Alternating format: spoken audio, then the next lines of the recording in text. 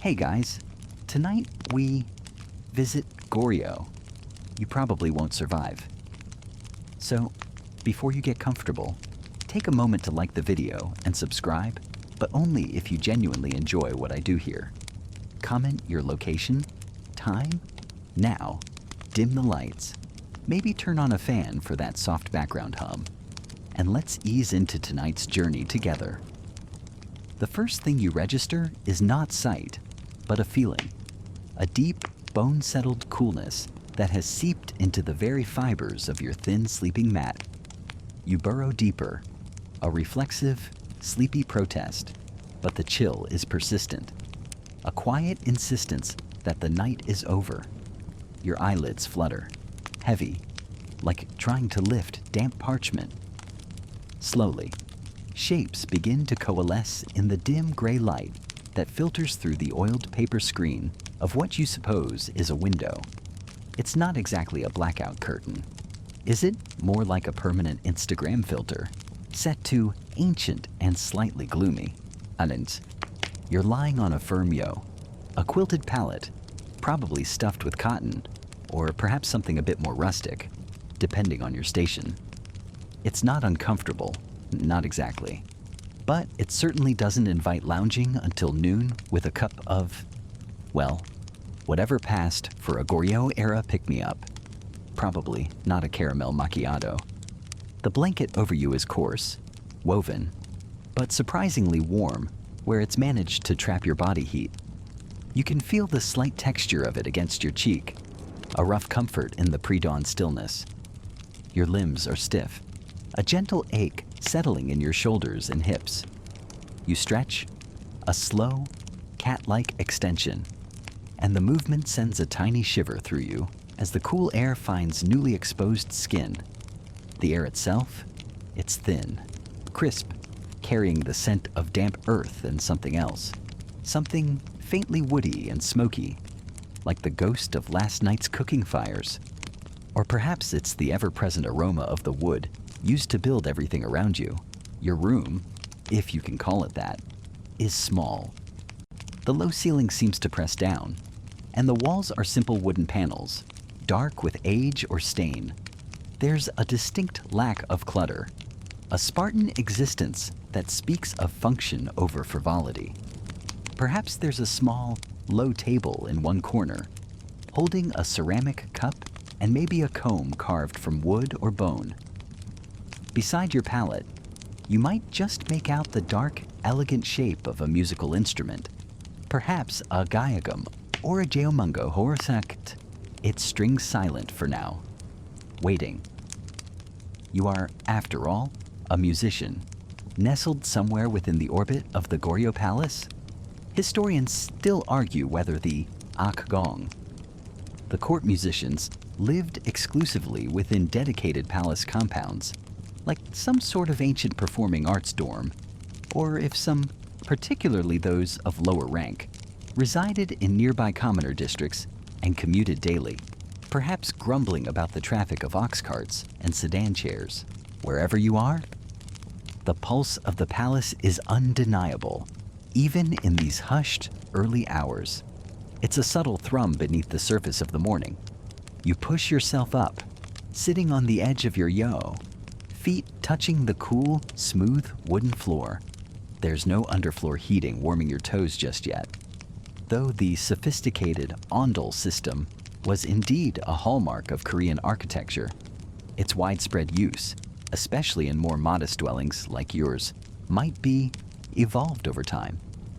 For now, the chill is invigorating, a sharp reminder that a new day, with all its demands and routines, is beginning. Listen, the silence isn't truly silent.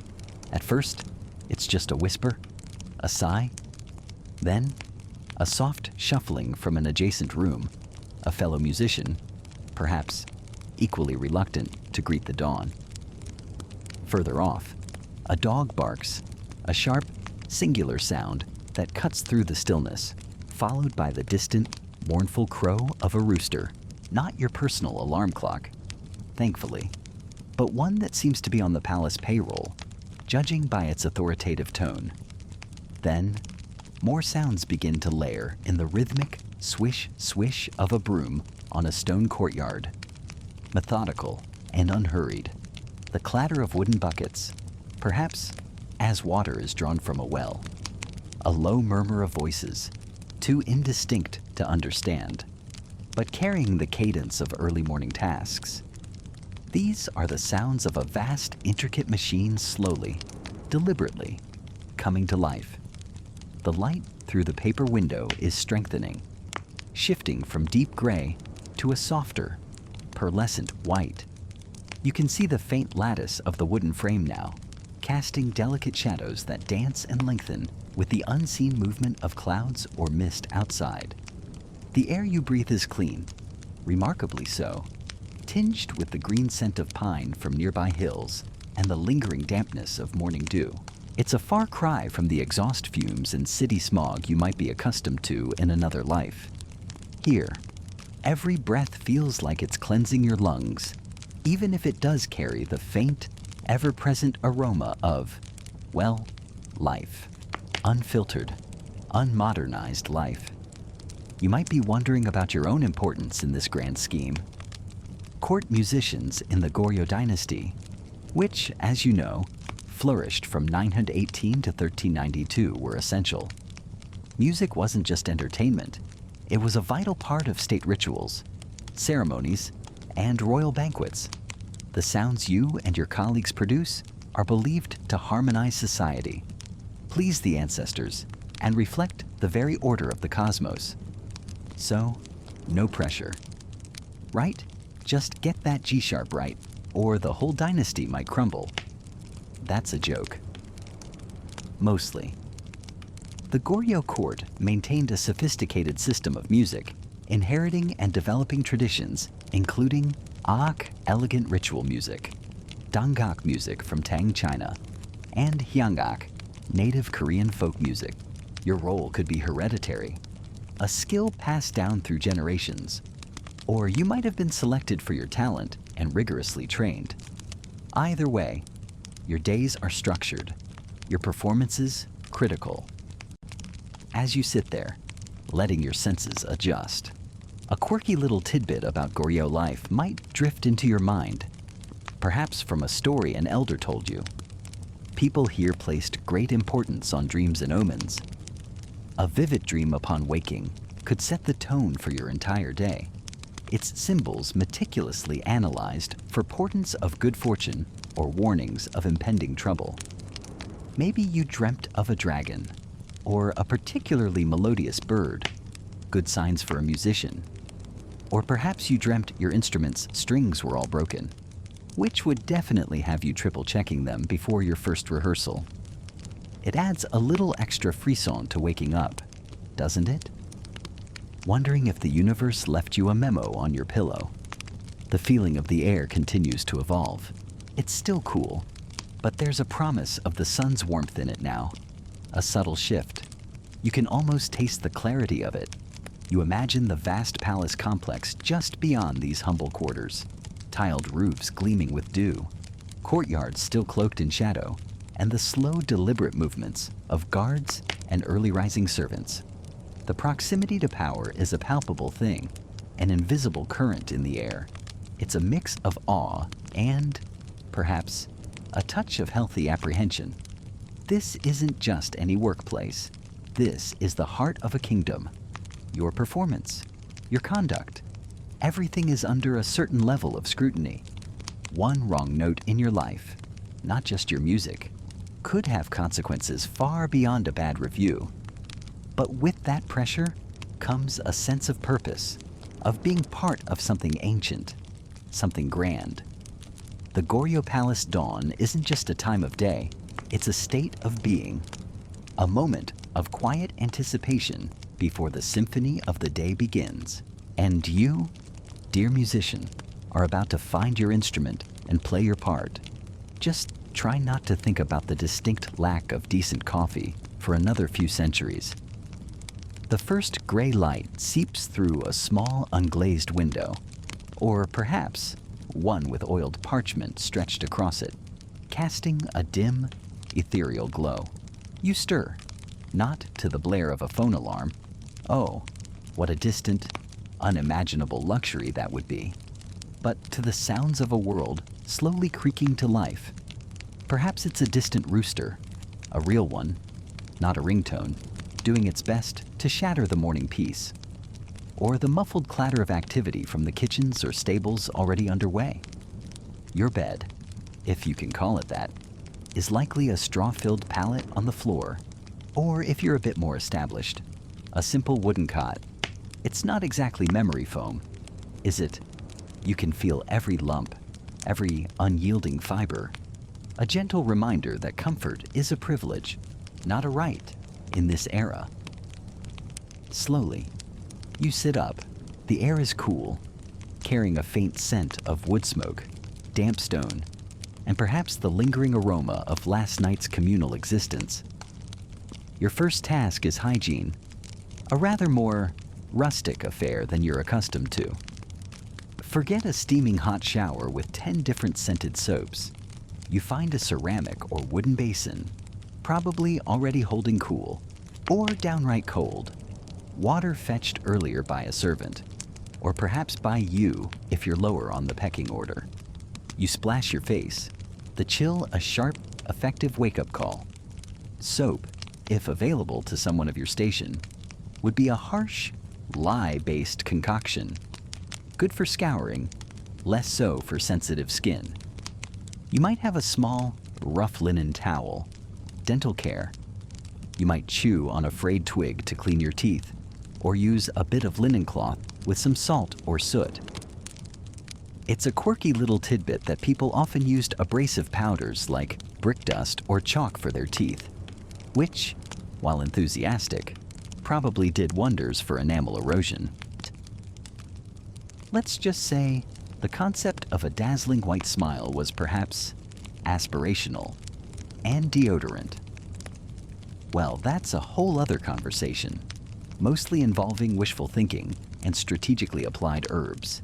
If you were lucky, freshness was a relative term. Now, for the elaborate ritual of getting dressed.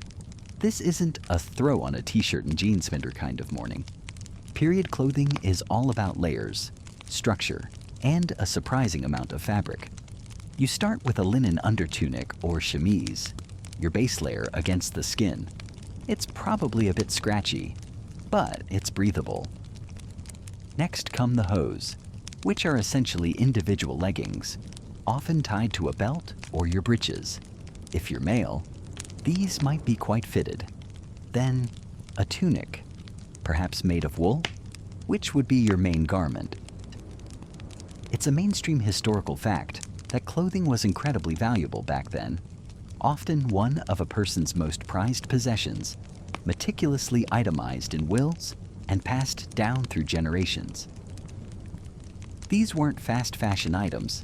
They were investments, dyed with natural pigments from plants and minerals, sometimes resulting in surprisingly vibrant or disappointingly muddy colors. Depending on your specific role and the current fashion, there might be more a doublet, a coat hardy, perhaps a surcoat, lots of tying, lacing, and buckling. Buttons exist, but they're not as ubiquitous as you might think, especially for all fastenings. It's a process, almost a workout in itself. You might need help with some of the more complex fastenings, especially if you're aiming for a particularly smart look for the day. Trying to look effortlessly elegant took a surprising amount of effort, much like today's no-makeup makeup look, just with more wool. It's like preparing for a historical reenactment every single day, except it's just Tuesday.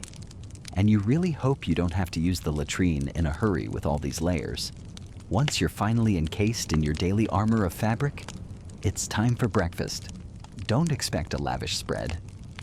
For a court musician, breakfast is likely simple and functional.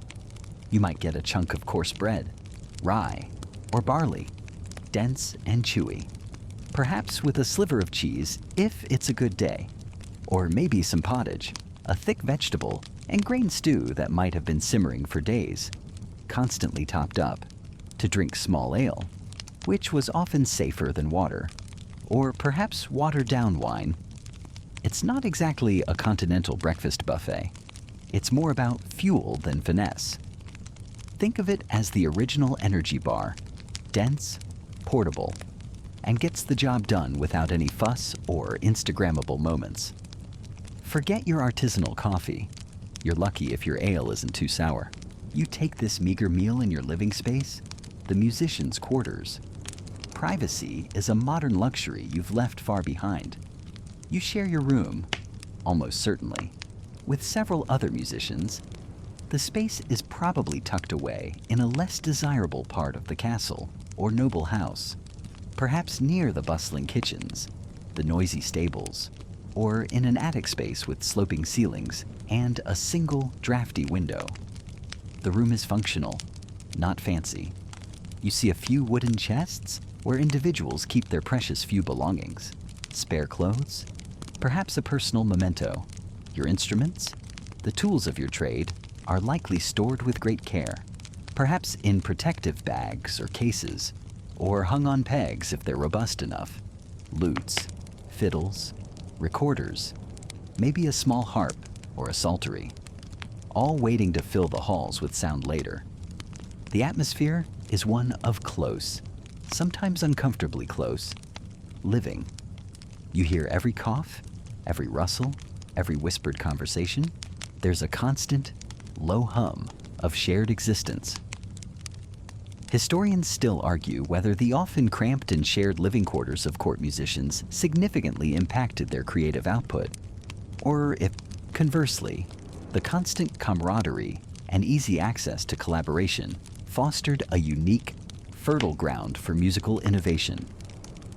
Were these crowded rooms stifling, or did they inadvertently become incubators for new melodies and harmonies, born from late-night jam sessions and shared artistic struggles?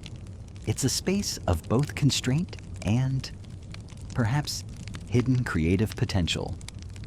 For now, though, it's just where you gulp down your bread and try to mentally prepare for the demands of the day, hoping your roommate with the persistent snore finally got some rest. And so, with that initial cup of, let's be honest, probably quite bitter morning tea still making its presence known, you step out from your modest quarters. The air is cool, carrying the scent of damp earth and the faintest hint of jasmine from a distant, unseen courtyard. Your soft-soled slippers make almost no sound on the worn wooden threshold, a sound you've come to associate with the start of another day of, well, let's call it dedicated artistic service. You begin your walk. It's a familiar route, one you could probably navigate blindfolded, though you wouldn't recommend trying it. Tripping over a loose paving stone is one thing. Tripping over a high-ranking official is quite another, and potentially career-ending, or just ending. The palace complex isn't just big, it's a city within a city. A sprawling labyrinth of courtyards, halls, and gardens, all designed to impress, to regulate, and to keep everyone in their designated, very specific place. The first part of your journey takes you through a series of smaller, interconnected courtyards. The architecture here is sturdy, functional, but still possesses that understated elegance. Deep eaves overhang the walkways, their undersides painted with surprisingly intricate patterns if you bother to look up. Tiny flowers, swirling clouds, perhaps a mythical creature looking mildly disappointed. You pass by other low-slung buildings, their paper-screened windows still closed against the morning chill, or perhaps just against prying eyes. It's always a bit of a guess. The sounds of the palace waking up are a subtle symphony. There's the rhythmic swish-swish of a broom, wielded by a servant whose expression suggests they've been sweeping this same patch of ground since the dynasty's founding. Somewhere, a distant gong resonates, its deep hum vibrating through the soles of your feet, probably signaling some minor bureaucratic reshuffle, or just reminding everyone it's Tuesday. You hear the clatter of what might be cooking pots from a far-off kitchen wing, and the murmur of hushed voices, too indistinct to make out words, but carrying that universal tone of early morning duty. As you move further into the complex, the scale begins to shift. The courtyards become larger, the buildings more imposing. You catch glimpses of vermilion walls, their vibrant red a stark contrast to the gray stone underfoot and the deep green of tiled roofs. Those iconic curved roofs, by the way, with their elaborate animal figures perched on the ridges, they aren't just for show. The entire palace complex you've heard is laid out on a precise north-south axis, a cosmic diagram reflecting the emperor's role as the son of heaven, connecting the earthly realm with the celestial. It's all very grand, very symbolic, ensuring the harmonious flow of ki, or perhaps just ensuring the emperor gets the best morning light. Hard to say which was the primary concern. You pass by a section of meticulously tended gardens. Unlike the wilder, more naturalistic gardens you might find outside the palace walls. These are exercises in control and symbolism. Rocks are artfully arranged to resemble mountains. Miniature streams gurgle through carefully constructed channels, and ancient, gnarled pines stand like stoic sentinels. You see a gardener, his movements slow and deliberate, snipping a single errant leaf from a perfectly sculpted peony bush. The pressure to maintain such perfection must be immense. You imagine one misplaced pebble could lead to a sternly worded memo, or worse. Occasionally, you encounter other court staff, a pair of eunuchs, their faces impassive, glide past in their distinct robes, carrying a lacquered box that probably contains something terribly important, or perhaps just the emperor's midday snack. You offer a slight, almost imperceptible bow of your head. It's always wise to be polite, even to those whose expressions are deliberately unreadable. Then, a stern-faced official in crisp, embroidered silks marches by, radiating an aura of self-importance. He doesn't even glance your way, his mind clearly on matters of state, or perhaps on which courtier is currently out of favor. It's like a very, very exclusive, ancient high school, and you're just trying to get to music class without drawing attention. The sounds shift again.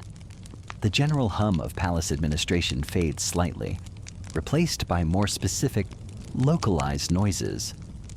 You hear the creak of a water wheel from a hidden maintenance area, the distant, rhythmic thud of a pestle in a mortar, perhaps from the apothecary's wing.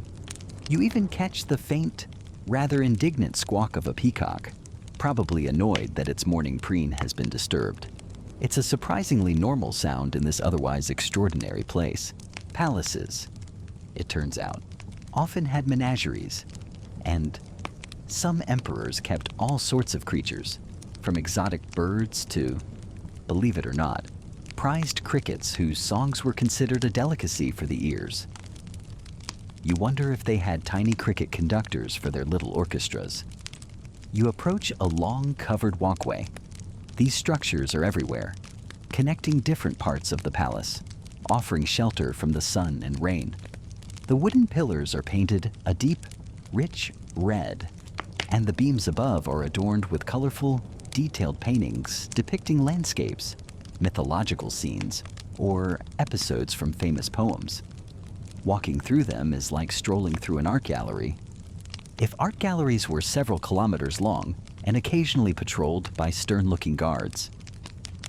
Historians still argue whether the complex network of these covered walkways was primarily for protection from the elements, for maintaining imperial privacy and security by restricting lines of sight, or simply because the chief imperial architect had a particular fondness for corridors. Perhaps it was all three? You just appreciate not having to dodge raindrops or the full glare of the sun. The path begins to slope gently upwards. You pass a serene reflecting pool, its surface mirroring the sky and the elegant curve of a nearby pavilion roof. A few koi, the size of small pillows, drift lazily beneath the surface, their orange and white scales like living jewels. The air here feels a little different, a little lighter. You can almost smell the faint, resinous scent of polished wood and old silk, mingling with the aroma of incense that seems to perpetually hang in the palace air. Now, you can hear it more clearly, the tentative pluck of a string, a reedy flute trying to find its melody, the distant, muffled beat of a drum. These are the sounds that tell you you're getting close. The music bureau, or the practice hall assigned to your ensemble, isn't in the most ostentatious part of the palace, but it has its own quiet dignity. It's usually set slightly apart, perhaps to contain the, shall we say, enthusiastic sounds of musicians still honing their craft. You wouldn't want an errant C-sharp to disturb a crucial imperial meeting. After all, you turn a final corner, emerging into a smaller, more intimate courtyard. This one feels less like a public thoroughfare and more like a dedicated space. There are a few stone benches, perhaps for musicians to rest between sessions, and some simple, well-tended flowering shrubs. The building before you is less grand than the main imperial halls, but it's beautifully constructed, with wide eaves and intricately carved window lattices. The doors are open, and from within, you can hear the distinct, if slightly jumbled, sounds of instruments being tuned. Your workday is about to begin. You take a quiet breath, smoothing down your robes, and prepare to add your own notes to the ancient soundtrack of this immense, formidable Burmabat, and utterly fascinating place. The heavy oak door, which, let's be honest, looks like it was borrowed from a moderately successful medieval castle, groans open with a satisfying, low thud as you push. It's a sound that probably hasn't changed much since this building first decided it was too good for mere silence. After that rather brisk walk we just took, the air inside feels immediately different, cooler, and carrying a certain weight, a richness. You step across the threshold, and the sounds of the outside world, the distant city hum, the rustle of leaves we were just navigating, they all seem to fall away, muted, as if someone just threw a very thick, very old blanket over them. The first thing that hits you, even before your eyes fully adjust to the dimmer, warmer light, is the smell. Oh, that smell. It's a complex cocktail, this olfactory signature of 1,000 rehearsals. Past, there's the dominant note of aged wood. Of course, the polished floorboards beneath your feet, the paneling on the walls, maybe even the ancient, slightly battered chairs stacked in a distant corner. It's a warm, resinous scent, like the inside of a giant, well-loved cello. Then, layered underneath, comes the metallic tang of brass instruments, a faint but persistent whisper of valve oil and slide grease. Intermingled with that is the drier, sharper scent of rosin from the string section, a fine, almost invisible dust that you can practically taste in the back of your throat if you inhale deeply enough. And somewhere in there, a hint of old paper, of countless scores handled by countless hands, pages yellowed with time and earnest study. It's not an unpleasant smell. Not at all. It's purposeful.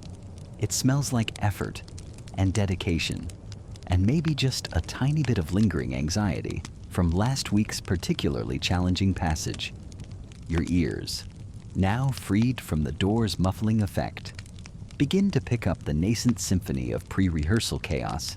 It's not music, not yet. It's the sound of potential, the raw ingredients being prepped.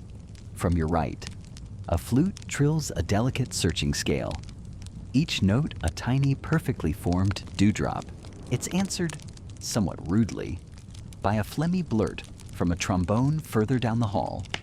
Clearly someone's still coaxing their slide into full cooperation. You can almost hear the muttered apology that follows. Someone, probably a violinist, is meticulously tuning, plucking an open A string over and over with the kind of intense focus usually reserved for disarming a very small, very temperamental bomb. It's amazing how that one note, the concert A, has been the orchestral standard since the International Standardizing Organization decreed it so in 1955. 440 hertz, the sound that launches 1,000 symphonies, or at least 1,000 attempts at one. You start to move further into the space, your footsteps echoing softly on the wood. The main hall isn't packed yet, but the early birds are already staking their claims. You see familiar faces. There's Sarah, a cellist, already seated, her instrument leaning against her like a comfortable old friend. She gives you a small, tired smile and a little wave of her bow. She's probably been here since dawn, a common affliction among the truly dedicated, or those who simply can't find parking later. Over by the percussion section, which always looks like a hardware store exploded in a very organized fashion, Mark is tapping out a complex rhythm on a practice pad. His stick's a blur.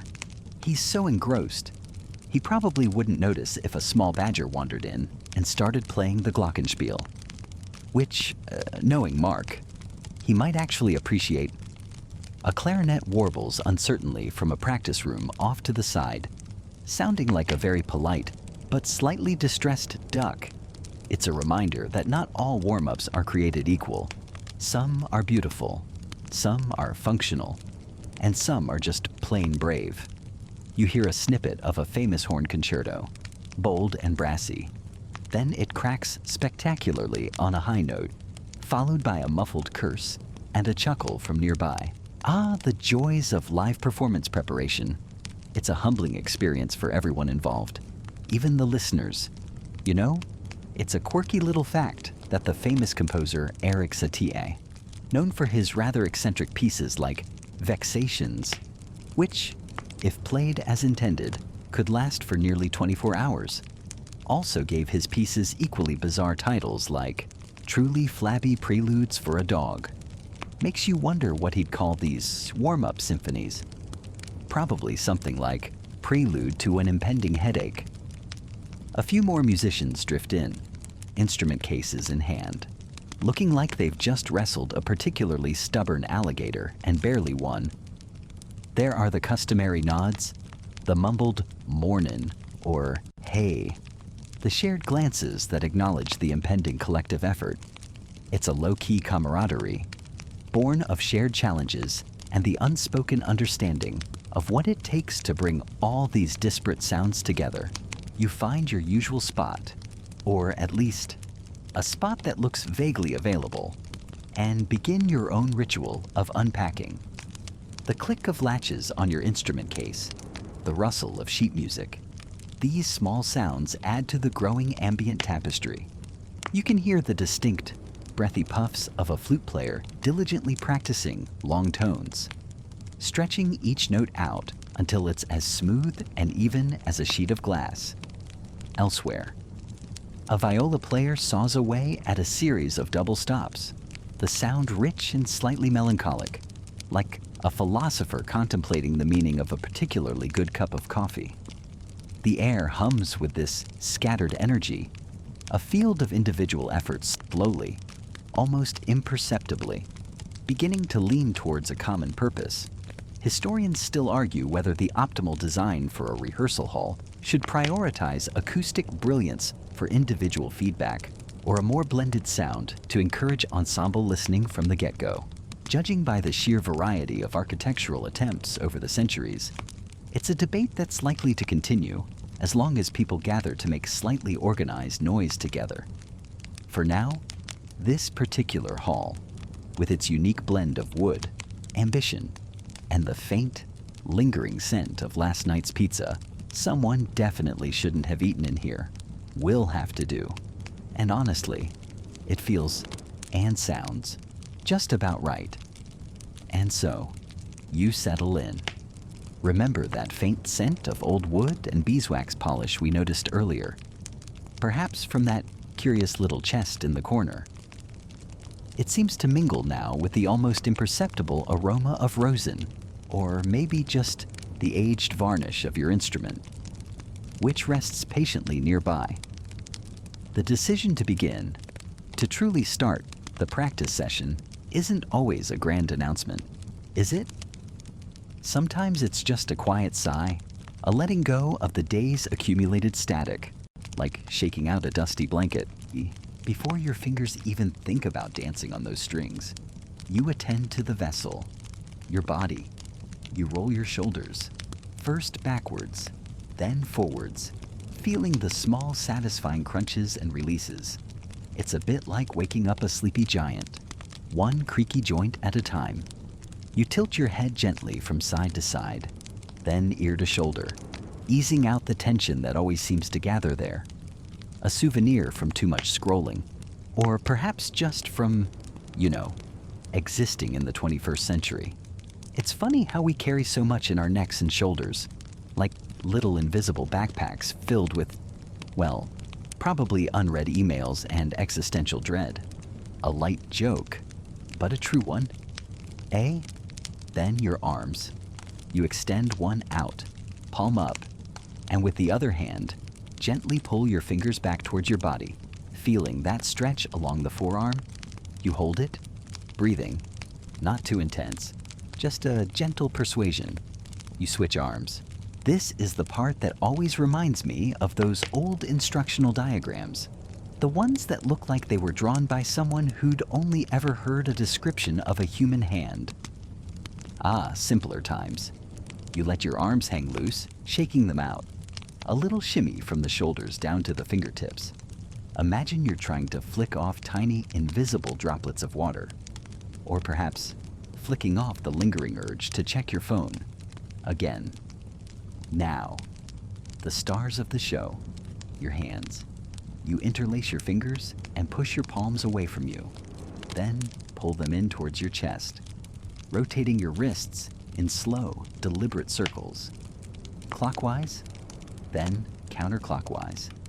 It's a surprisingly hypnotic movement, isn't it? Like watching a tiny, personal galaxy swirl into existence.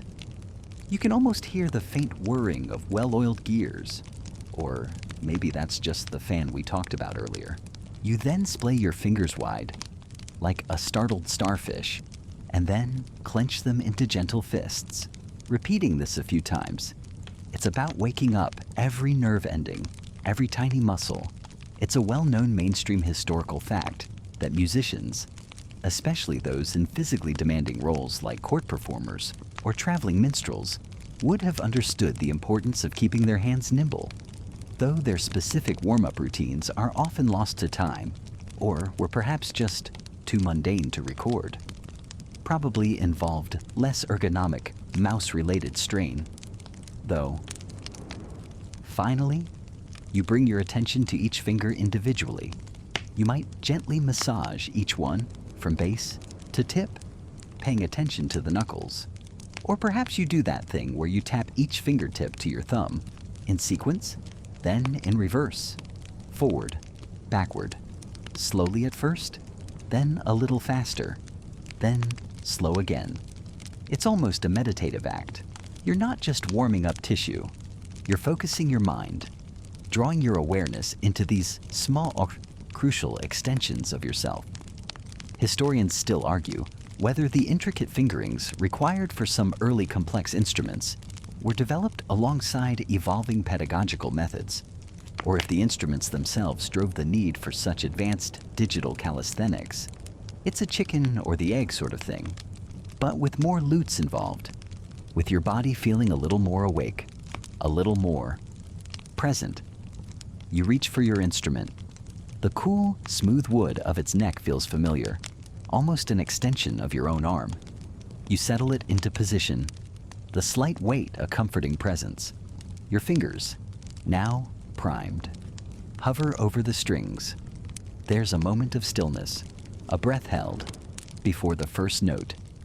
You begin with the basics, the foundations, scales. Oh, the humble scale, the musical equivalent of eating your broccoli. Perhaps, but so incredibly vital. You play a simple C major scale, ascending and descending. Slowly, each note is an individual event. You focus on the clarity of the pluck, the evenness of the tone, the precise placement of your fretting fingers. You feel the slight vibration of the string under your fingertip, the resonance carrying through the wood of the instrument and into your own body. It's a subtle hum, a quiet conversation. You listen. Is the A a little sharp? Is the transition between G and A smooth or a little clumsy? No judgment, just observation. You repeat it again and again. Each repetition is a chance to refine, to polish that tiny facet of sound. It's said, rather quirkily, that some medieval scribes, when copying musical manuscripts, would occasionally insert tiny, almost invisible jokes or complaints into the notation. Like a little eye roll aimed at a particularly tedious passage, one can imagine a similar sentiment from a student forced to play endless scales. Though the benefits are undeniable, you move to other keys, other modes, perhaps a minor scale, with its more melancholic character. The landscape of your inner ear shifts with each new tonality. The air in the room seems to subtly change color, doesn't it? Or maybe that's just me.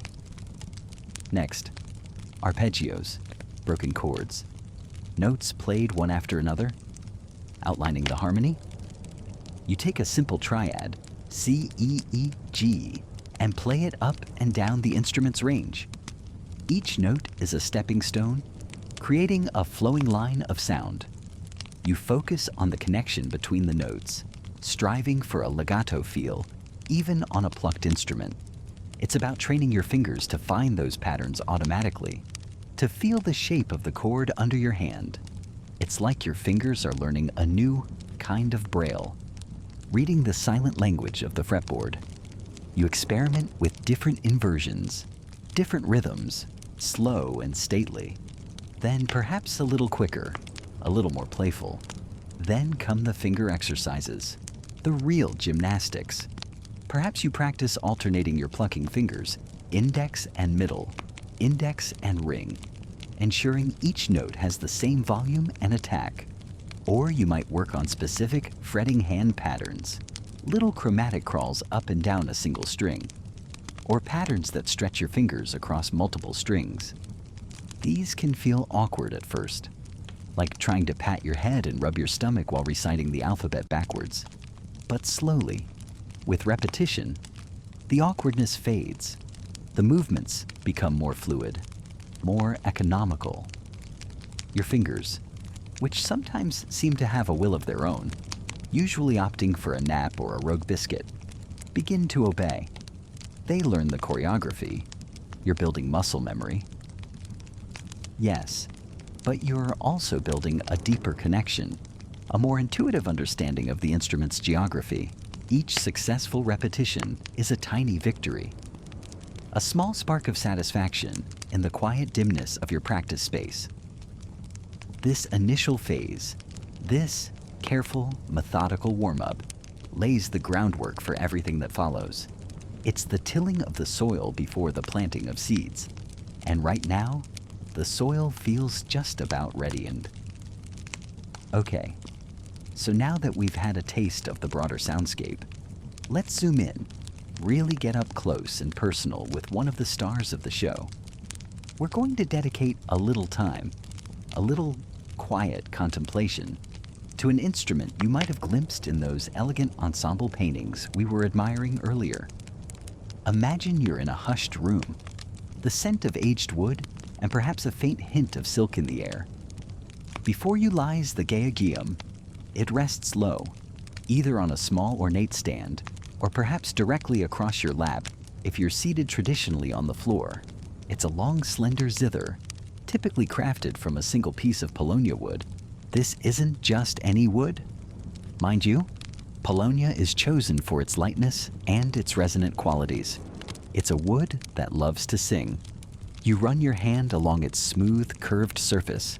It's surprisingly light, yet feels substantial. A vessel waiting to be filled with sound. The body itself is gently convex, like a shallow boat, and it might be adorned with subtle inlay or carvings. Nothing too ostentatious, always tasteful. Remember that emphasis on understated elegance we talked about. The gayageum embodies it.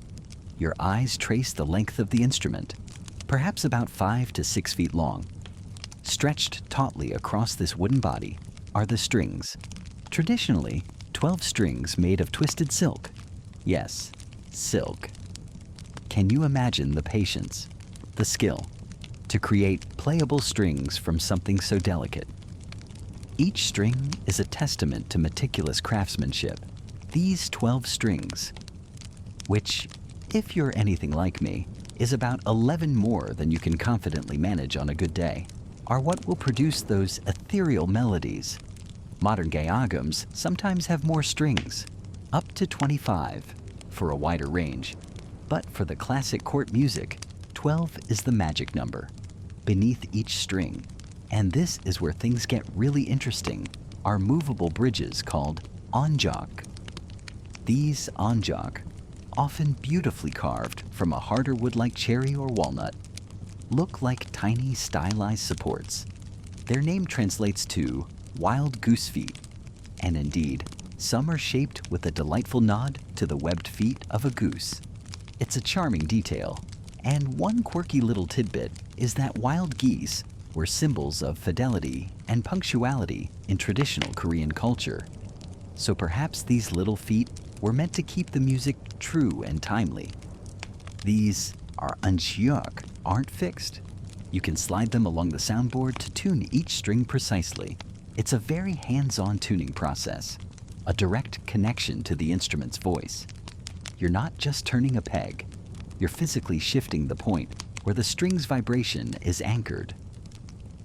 Now, let's imagine you're about to play. You settle in, the gayageum resting comfortably. Your right hand hovers over the strings towards the right end of the instrument, beyond the onjok. This is your plucking hand.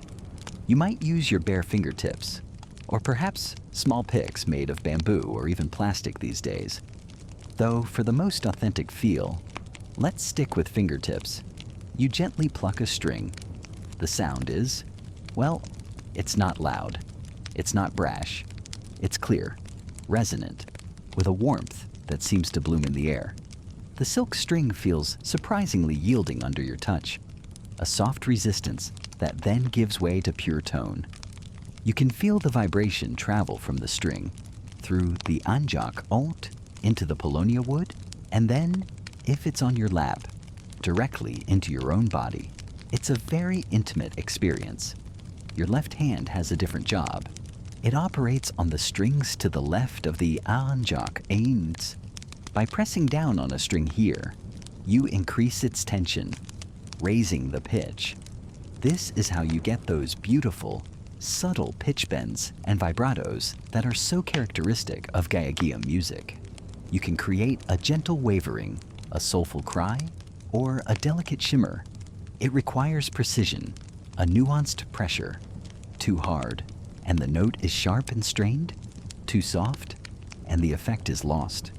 Your fingertips might initially protest, forming tiny, polite calluses that whisper tales of your dedication, or your stubborn refusal to practice scales.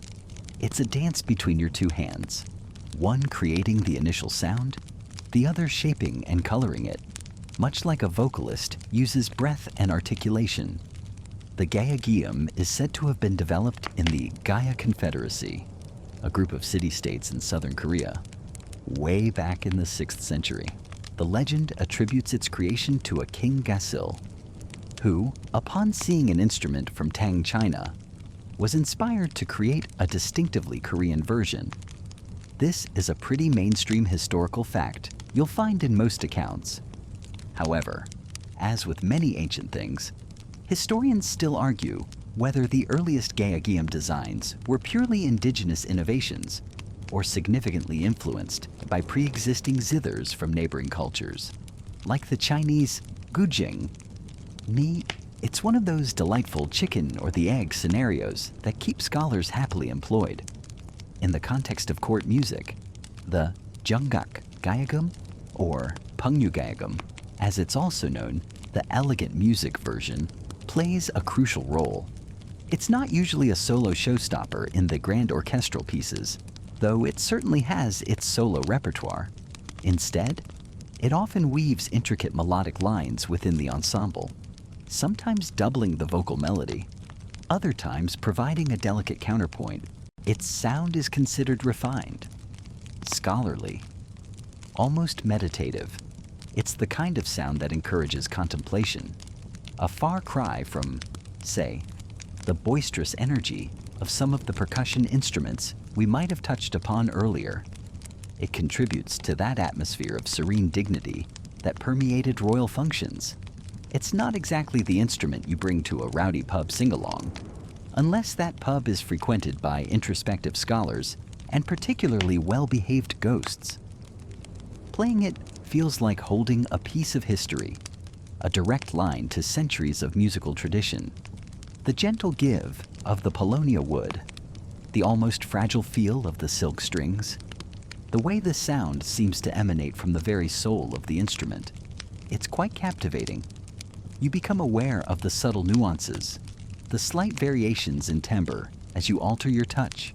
It demands patience, but it rewards you with a sound that is both ancient and timeless. You can almost hear the rustle of silk robes, the murmur of courtly conversation, the distant call of a bird in the palace gardens, all encapsulated in those 12 strings and the hands that bring them to life. It's an instrument that doesn't shout. It speaks softly and eloquently. And as you continue to explore its voice, you find a depth and an expressive range that are truly remarkable, a quiet power that resonates long after the last note has faded. It's a reminder that sometimes the most profound statements are made with the gentlest touch. You're settled in, the familiar weight of your instrument. Remember how awkward it first felt, now almost a part of you. The air in the practice hall is thick with the scent of aged wood, a hint of beeswax from the polished floors, and the almost imperceptible fragrance of old silk from the scrolls and hangings. It's not just you, of course. Other musicians, your peers, your rivals, well, let's just call them your co-workers in this grand, slightly intimidating musical machine, are all in their designated spots. And then there's him, the senior master. Let's call him Master Wei for now, though his actual title is far more elaborate and probably involves the word illustrious at least twice. He doesn't stride, he glides. His robes, the color of deep jade, barely whisper as he moves to the front of the room. He's not old in the frail sense, but ancient, like a well-preserved text. His face is a roadmap of discipline, etched with lines that speak of countless hours spent listening, correcting, perfecting. You feel his presence more than you see it sometimes, like a subtle shift in the room's pressure. When his gaze sweeps over your section, you instinctively sit a little straighter, your grip on your instrument tightening just so. It's not fear, exactly. It's more like the feeling you get when you're about to present a project you've poured your soul into, knowing the judge is the world's leading expert, and also, possibly, invented the concept of judgment itself. He has that look, you know, the one that says, "I've heard wrong notes that would make a stone weep, and yours are aspiring to that level." A gentle jest, of course, mostly. He rarely speaks during these initial run-throughs. A lifted finger, a subtle tilt of the head, an almost imperceptible narrowing of the eyes. These are his immediate tools of communication. If he taps his long, slender finger on the polished stand before him, it means again, from the top, and you all know it without a word. It's a masterclass in minimalist management. This whole setup, this entire music bureau, is a finely tuned instrument in itself, a testament to order and precision. You see, institutions like the Han Dynasty's Yuefu, or Music Bureau, weren't just about pretty tunes. They were established way back around the 2nd century BCE, initially to collect folk songs and ballads, but also to oversee court music and rituals. essentially standardizing the soundtrack of an empire? So, this emphasis on structure, it's got history, deep roots. The hierarchy here is as intricate and layered as the music you're striving to perfect. At the very top, you have the director of the bureau, a court official of significant rank, probably more administrator than musician, but he holds the ultimate authority. Beneath him are the senior masters, like our Master Wei, who are the living repositories of musical knowledge and tradition. They are the conductors, the chief arrangers, the ultimate arbiters of quality. Then come the master musicians, often specialists on particular instruments or in specific genres, who lead sections and mentor younger players. Below them, you find the full-fledged musicians, the seasoned professionals, and then there's your tier. The apprentices, the junior players, the ones still learning the 1001 nuances of a single breath, a single stroke. It's like an ancient org chart, but with more silk and fewer PowerPoint presentations. Probably. Each rank knows its place, its responsibilities, and the precise degree of deference owed to those above. Even seating arrangements during meals or informal gatherings reflect this order. It's not just about respect for age or skill. It's about maintaining the harmony of the entire institution, a microcosm of the imperial court itself. Historians still argue whether the primary role of these court musicians was purely artistic expression, or if their music served more as a sophisticated tool for statecraft and reinforcing social order. When you're in the thick of it, feeling the weight of tradition and expectation, it honestly feels like a bit of both. You're making art, yes, but you're also a cog, albeit a hopefully melodious one, in a much larger machine. It's a system designed for continuity, for the flawless transmission of incredibly complex musical forms from one generation to the next. Now, let's talk about feedback, or as you might come to experience it, the gentle, relentless sculpting of your musical soul. When you make a mistake, and you will, oh, you will, the correction might come in various forms. During a full ensemble practice, Master Wei might simply stop the entire orchestra with a small, almost tired wave of his hand. Silence descends, heavy and immediate. He won't usually single you out then, not directly in front of everyone for a minor slip. Instead, his gaze might linger for a fraction of a second on your section leader, a silent instruction to address the issue later. The collective shame of halting the flow is often correction enough for minor errors. You feel the eyes of your peers, not necessarily unkindly, but certainly aware. For more persistent issues, or if you're working in a smaller group or a one-on-one session with a section leader or a junior instructor, the feedback is more direct, though rarely harsh in volume. It's the quiet intensity that gets you. They might have you play a single passage, just a few notes, over and over and over again, and again, and just one more time. But this time, could you perhaps try not to make it sound like a startled goose? They don't say that last part out loud. Of course, their expressions are usually serene, patient, but their ears miss nothing. The feedback loop here isn't so much a loop as a direct, unyielding laser beam of improvement opportunities. They'll hum the phrase correctly, their voice pure and unwavering. They'll demonstrate on their own instrument, effortlessly producing the sound that seems to elude your clumsy fingers or wavering breath. There's a fascinating little tidbit from some older musical traditions. Not necessarily ours, but in the same spirit, it was said that certain scales or modes were so powerful and specific that they were strictly reserved for particular ceremonies or even times of day. Playing the wrong mode at the wrong time wasn't just a musical faux pas. It was like sending the universe a very confusing text message. Best not to anger the cosmic autocorrect. While perhaps not that dramatic here, the insistence on correctness is absolute. Each note has its place, its precise intonation, its exact duration, and its role in the larger emotional and symbolic tapestry of the piece. You're not just playing notes, you're upholding a legacy. Sometimes a junior instructor, perhaps someone only a few years your senior, but light years ahead in skill, will take you aside after a practice. They'll sit with you, perhaps in one of those smaller alcoves we talked about, the ones perfect for quiet contemplation or, as it turns out, quiet correction. They'll explain what Master Wei was hearing, or rather, what he wasn't hearing. They'll break it down, note by note, breath by breath. It's less about blame and more about an almost surgical precision in identifying the flaw and prescribing the remedy, which is usually more practice, lots more practice.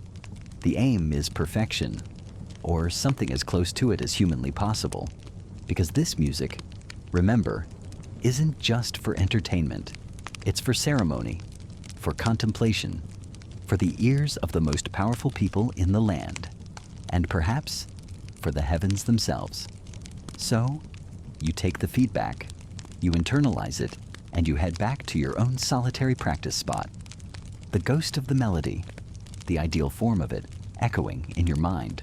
The weight of that expectation, of that tradition, settles onto your shoulders again, not crushing, but certainly defining.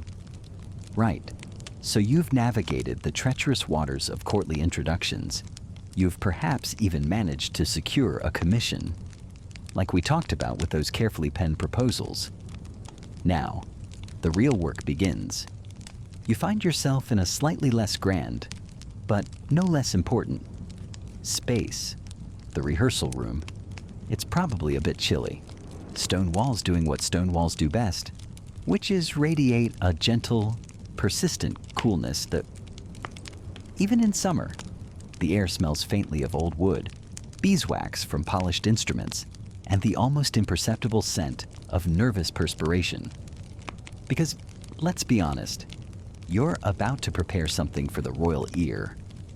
No pressure. Before you stands the music. Perhaps a new, complex fantasia for a consort of viols, or maybe a lively allemande. If the queen is known to enjoy a bit of a toe tap, it's not the boisterous ale-fueled music of the taverns. Remember that carefree abandon. This is different. This requires a terrifying level of precision. You glance at the other musicians. There's old Thomas on the bass viol, his brow already furrowed like a plowed field. Young Alara, a prodigy on the treble viol, looks deceptively calm, but you can see the slight tremor in her bowing hand. And then there's Master Giles, the composer himself, or perhaps just the long-suffering Kapellmeister, tapping his foot, his expression one of pained optimism. "From the top, if you please," he says, his voice deceptively mild. And you begin.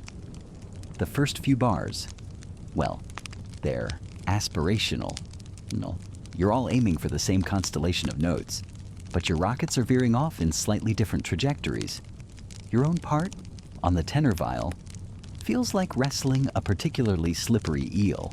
The harmony is dense, a rich tapestry, but one stray thread, one poorly tuned string, one hesitant entry, can make the whole thing sound less like a tapestry and more like a cat's unfortunate encounter with a loom. Again, Master Giles sighs, not unkindly. Bar 16. Let's hear that suspension resolve properly. Eleanor, you're coming in a whisper too soon, making it sound, well, less than majestic. You nod, trying not to blush. It's like that time you tried to bake sourdough during lockdown. The intention was there, but the execution, a bit flat. The challenge of ensemble playing, especially for a royal performance, is that it's not just about playing your notes correctly. It's about breathing together, about anticipating each other's phrasing, the subtle give and take of tempo, the rubato that gives the music its soul. You have to listen outwards more than inwards. It's a delicate dance. Remember those intricate courtly dances we discussed? This is the auditory equivalent, and a misstep here can be just as embarrassing, if not more so. After all, you can't just blame it on a slippery floor. You try bar 16 again, and again, and again. The repetition can be mind-numbing. Your fingers ache, your shoulder is stiffening, and you're pretty sure Thomas just muttered something under his breath about the questionable parentage of the composer. Ensemble playing can sometimes feel like a group therapy session where nobody actually wants to talk about their feelings, but everyone expresses them through passive-aggressive dynamics or slightly too sharp attacks. It's a miracle any music gets made. Really. Better, Master Giles concedes after the 5th attempt at the troublesome passage. But Alara, darling, your crescendo into bar 20 needs to bloom, not explode. We're serenading the king, not signaling the start of a joust. A light joke, perhaps, but the underlying tension is palpable. Perfection is the goal, an almost mythical beast you're all hunting. One slightly sour note, one rhythmic wobble, and you can almost picture the royal eyebrow arching, the subtle pursing of lips that says more than any shouted critique. It's said that King Louis XIV, a great patron of the arts, had an incredibly discerning ear, and composers like Jean-Baptiste Lully knew that their very careers and considerable incomes depended on pleasing that royal ear. Miscalculate, and you might find your budget for new oboes mysteriously shrinking. You move on, working through the piece section by section. There are moments of sublime beauty, when everything clicks, when the harmonies shimmer and the melodies intertwine with effortless grace. In those fleeting seconds, you feel a connection not just to the music, but to each other. A shared understanding that transcends the notes on the page. It's like finally getting the Wi-Fi password right after 10 tries. Pure, unadulterated relief and joy. Then, someone will cough, or a string will buzz, or young Alara, in a moment of youthful exuberance, will add an unauthorized trill that, while technically impressive, makes Master Giles's left eye twitch. Striving for perfection is exhausting. It's a relentless pursuit. Historians still argue whether the extreme deference shown to royal patrons genuinely reflected artistic admiration or was simply a pragmatic means of survival for musicians. Perhaps it was a bit of both, the desire to create something beautiful, coupled with the very real need to keep your job, and perhaps even your head, depending on the monarch. A quirky, lesser-known tidbit is that some temperamental rulers were known to ban specific instruments or even melodies if they found them displeasing or if they had unfortunate associations. Imagine rehearsing for weeks, only to find out the king has a sudden aversion to the sound of the recorder because his least favorite cousin played it badly at a family gathering. Back to the drawing board, or rather, the composing desk. The light outside the arched windows begins to fade, casting long shadows across the room. You're all tired. Your concentration is starting to fray. You run through the entire piece, one last time. It's close. So very close. There's a tiny hesitation from Thomas in the adagio, a fractional uncertainty in your own shift to a higher position. Will it be good enough? Good enough for an audience that holds your livelihood, your reputation, in the palm of its hand. The silence that hangs in the air after the final note fades is thick with unspoken questions. Master Giles strokes his chin. Almost, he says. Almost ready for the royal ear. Tomorrow, we make it perfect. Or we find new professions. Perhaps basket weaving. He's joking. Mostly. You hope. You pack up your instrument, the wood smooth and familiar under your fingers, already dreading and anticipating the morrow's renewed quest for that elusive, regal perfection. the relentless rhythm of your morning tasks, whatever they may have involved, perhaps endless polishing, like we were discussing earlier, or maybe meticulous record keeping that made your eyes cross, finally begins to ebb. You feel that familiar prickle of anticipation, a lightness spreading through your tired limbs. It's not a full stop, not yet, but a collectively understood pause is drawing near. The air, thick with the scent of beeswax or old parchment, depending on your station, seems to thin slightly. You notice a few subtle stretches, a carefully concealed yawn from a fellow worker across the room. It's almost time. Then, it comes. Perhaps it's the distant, mellow chime of a particular bell, one not used for alarms or summons to grand events, but a softer, more intimate sound. Or maybe it's just a nod from a weary-eyed supervisor, a silent acknowledgement that yes, for a brief window, you can reclaim a small piece of your day. A collective sigh, almost inaudible, ripples through your surroundings. You push back from your duties. The scrape of a stool or the rustle of fabric, the loudest sounds for a moment. This is it, the mid-morning respite. You join the gentle, unhurried drift of others. There's no rush. Everyone knows this time is precious and short. You find your usual spot, perhaps a sun-dappled patch in a quiet, lesser-used courtyard, where the stone walls radiate a gentle warmth. Or maybe it's a cool, shaded alcove, away from the main thoroughfares, where the ever-present hum of the palace machinery fades into a distant murmur. You settle down, the tension in your shoulders easing just a little. Remember that persistent ache from earlier. It almost feels like a distant memory now, or at least a memory you can temporarily ignore. Out come the provisions. Don't expect a lavish spread. This isn't a state banquet. It's the kind of simple sustenance that gets you through. You might unwrap a piece of slightly coarse, but wonderfully fresh flatbread. It's warm from being kept close, perhaps, and you tear off a piece, the texture satisfyingly chewy.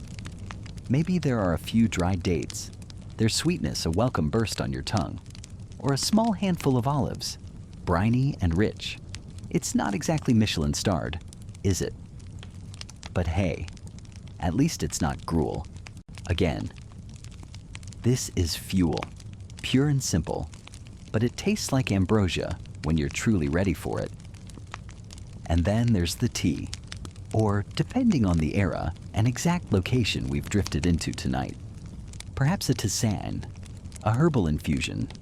It's poured from a shared earthenware pot, steaming gently. The aroma, a soft cloud of comfort. Maybe it's a pale, grassy infusion, or something with a hint of mint or chamomile. You cup your hands around the warm clay mug, the heat seeping into your fingers. Tea, of course, wasn't always a staple here.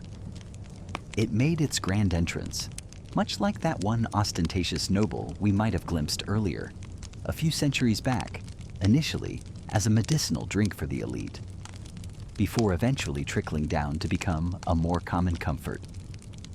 Now, it's a small ritual, a moment of warmth and quiet contemplation before the day's demands resume. Around you, conversations start to bubble up, soft and unforced. At first, it's the usual fare. Someone might comment on the quality of the bread today.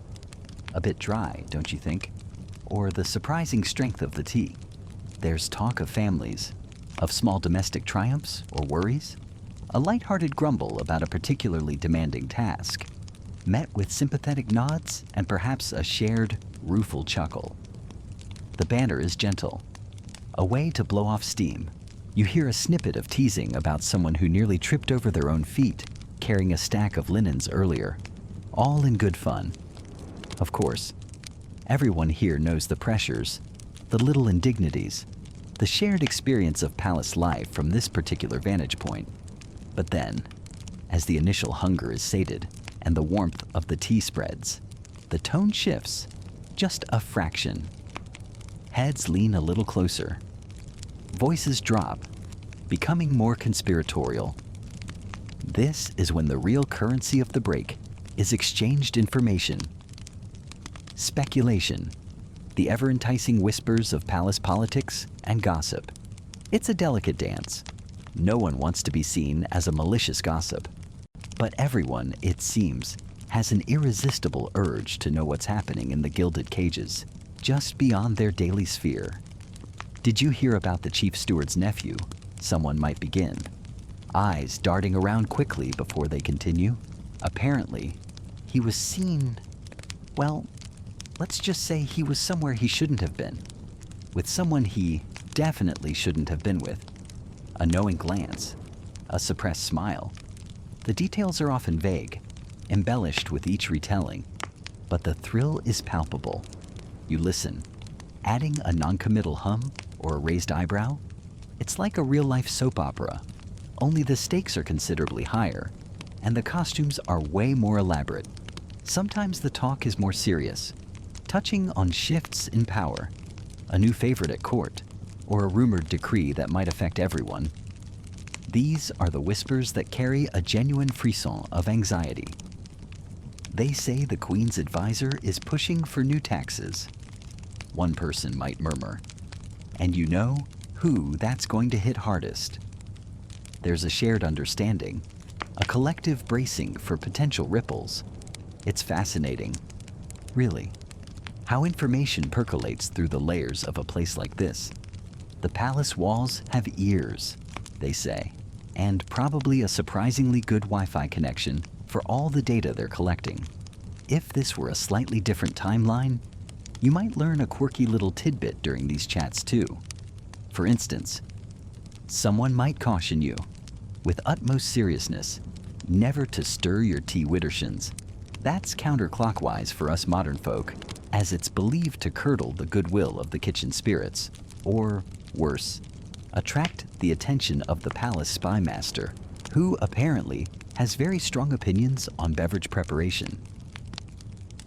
It sounds silly, but in a place governed by intricate rules, both seen and unseen, people cling to these small superstitions. Historians still argue whether these hushed conversations among the lower echelons of palace staff ever truly influenced the grander political landscape, or if they were merely a coping mechanism, a way for ordinary folk to feel a sliver of connection, or perhaps even a phantom limb of control. In a world that often spun far beyond their immediate reach, perhaps it was a bit of both.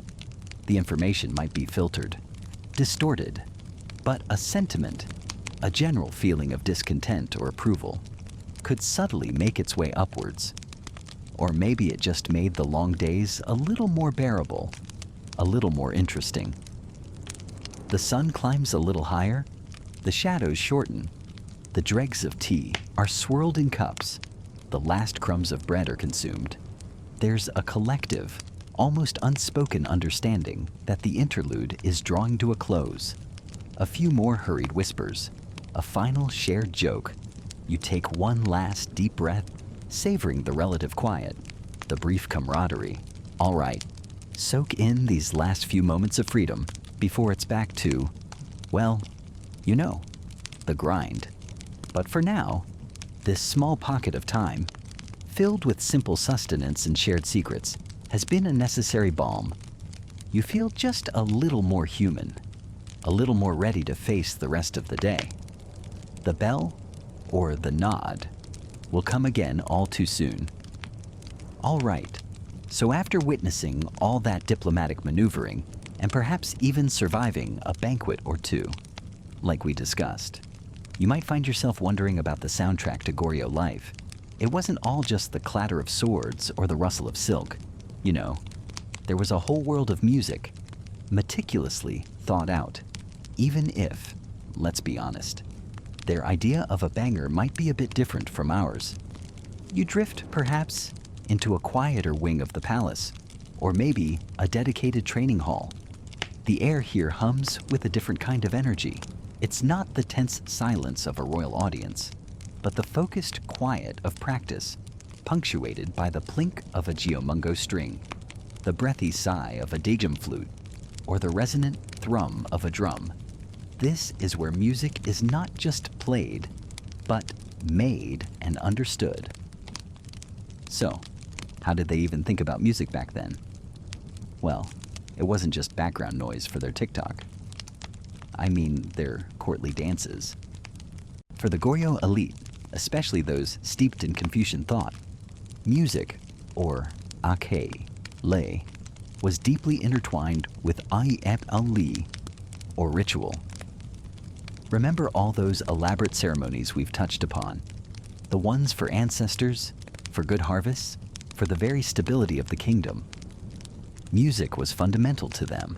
It was believed that the right kind of music could harmonize society, reflect the order of the cosmos, and even influence the moral character of the people. No pressure on the court composers. Right.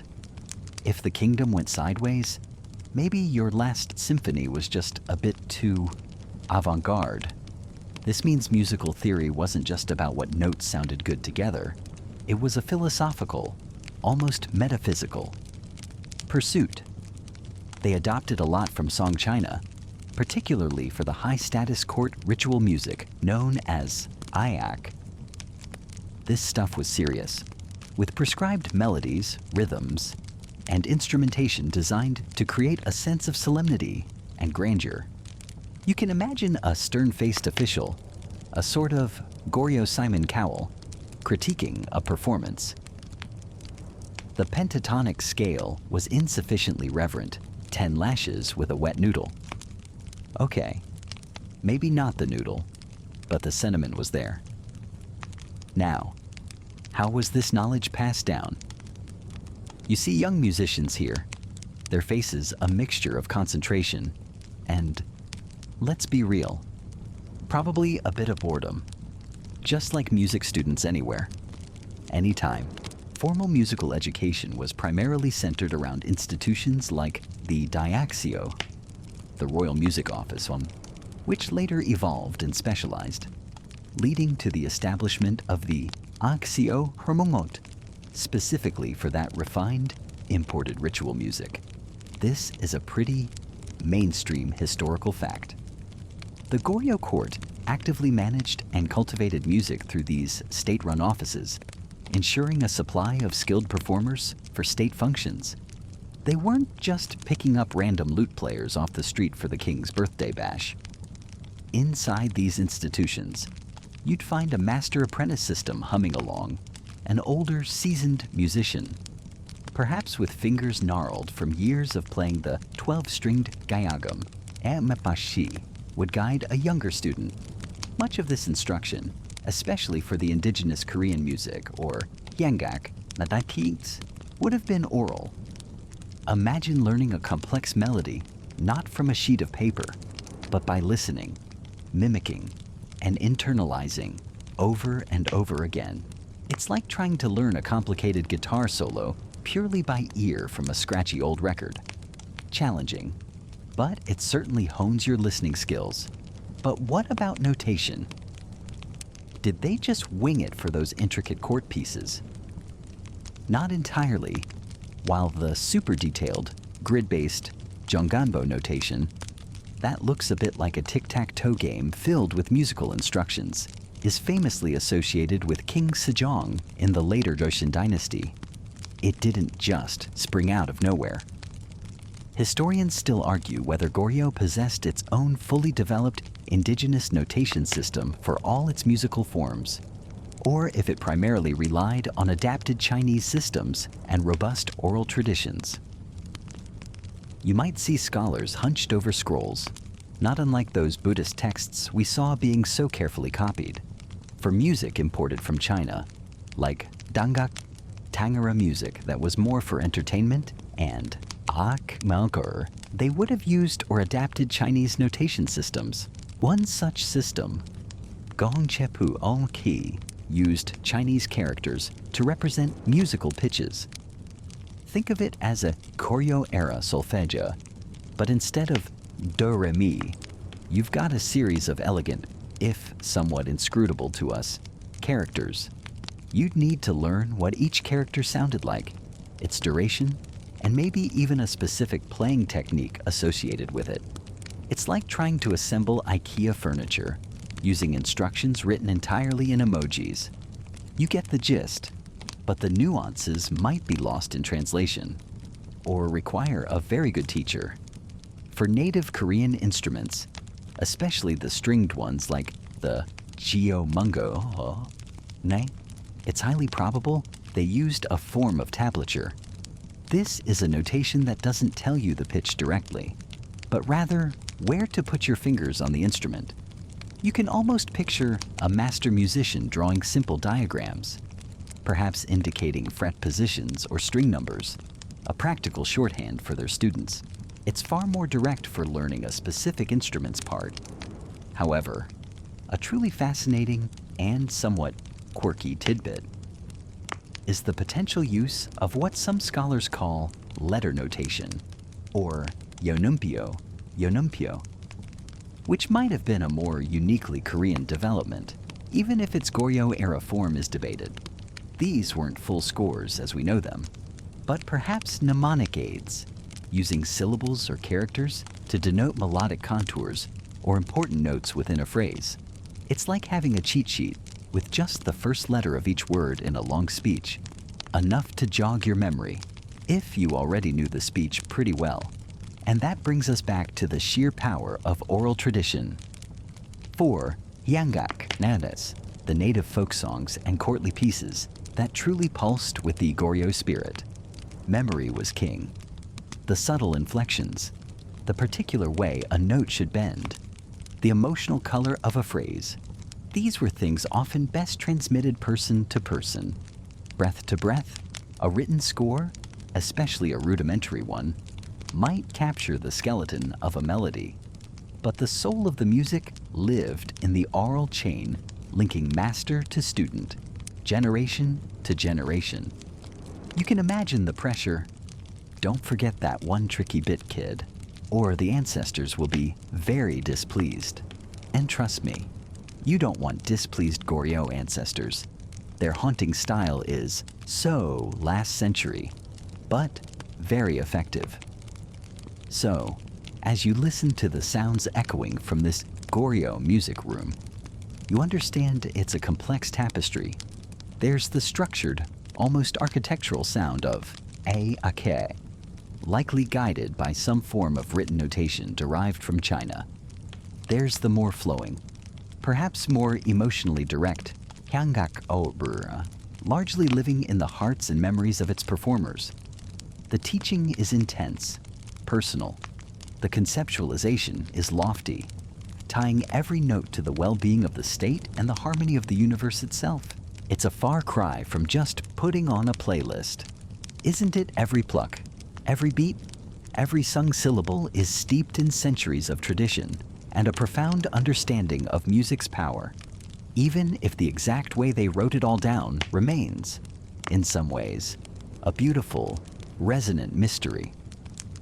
The air in your small chamber, a little nook tucked away from the main thoroughfares of the palace, feels cool against your skin. It carries the faint, almost dusty scent of stored silk and beeswax from the polished wooden chest where your performance garments lie waiting. You've been through this countless times, this quiet ritual before the music, but there's always that little hum of anticipation. Isn't there, like that feeling just before a big exam? Only instead of formulas, you're about to wrestle with melodies and, well, some rather complicated clothing.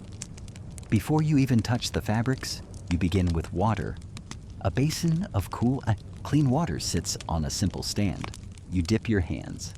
The water a shock for a moment, then soothing. You wash your face, slowly, deliberately. The scent of the lye soap, faintly sharp, a clean smell that cuts through any lingering drowsiness. This isn't just about cleanliness. It's about waking up every sense, preparing the vessel, as it were. You dry your hands and face on a linen towel, slightly rough, invigorating. Your hair, already washed, just needs a careful combing. You use a comb made of polished bone, its teeth gliding smoothly. Some musicians, you've heard, have combs of specific woods, believing it brings good fortune to their fingers. A charming, if slightly dubious, superstition. It's a quirky little tidbit, isn't it? That in an age of such structured belief, these small, passionate, personal superstitions thrived. Some even carried a small, perfectly smooth river stone, warmed in their palm, believing it could absorb any pre-performance jitters. Probably just as effective as some of those meditation apps we have now. If we're being brutally honest. Now, for the main event, the attire, it's laid out.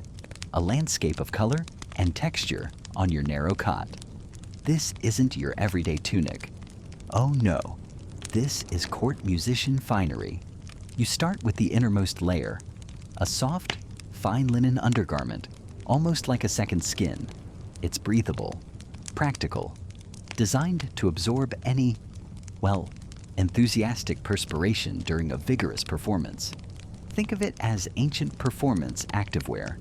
Then comes the first robe, the jubin-like underrobe, perhaps of a paler silk, maybe a cream or a soft sky blue. It's simpler, less adorned, but crucial for the way the outer robe will hang. It whispers as you draw it on, the silk cool and smooth. The star of the show, the outer robe, is next.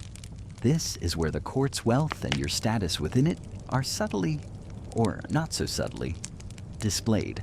It might be a deep indigo or a rich crimson, perhaps even a muted gold, depending on the season and the specific dictates of the court. Remember how we talked about the strict hierarchies? Well, clothing was a major billboard for that. You couldn't just rock up in any old color.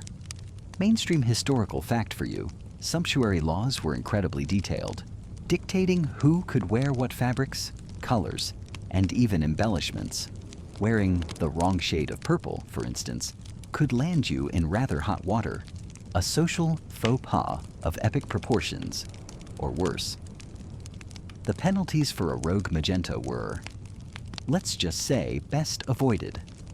This outer robe is heavier, the silk perhaps brocaded with subtle patterns, waves, or clouds, or auspicious cranes, their threads catching the faint light from the oil lamp.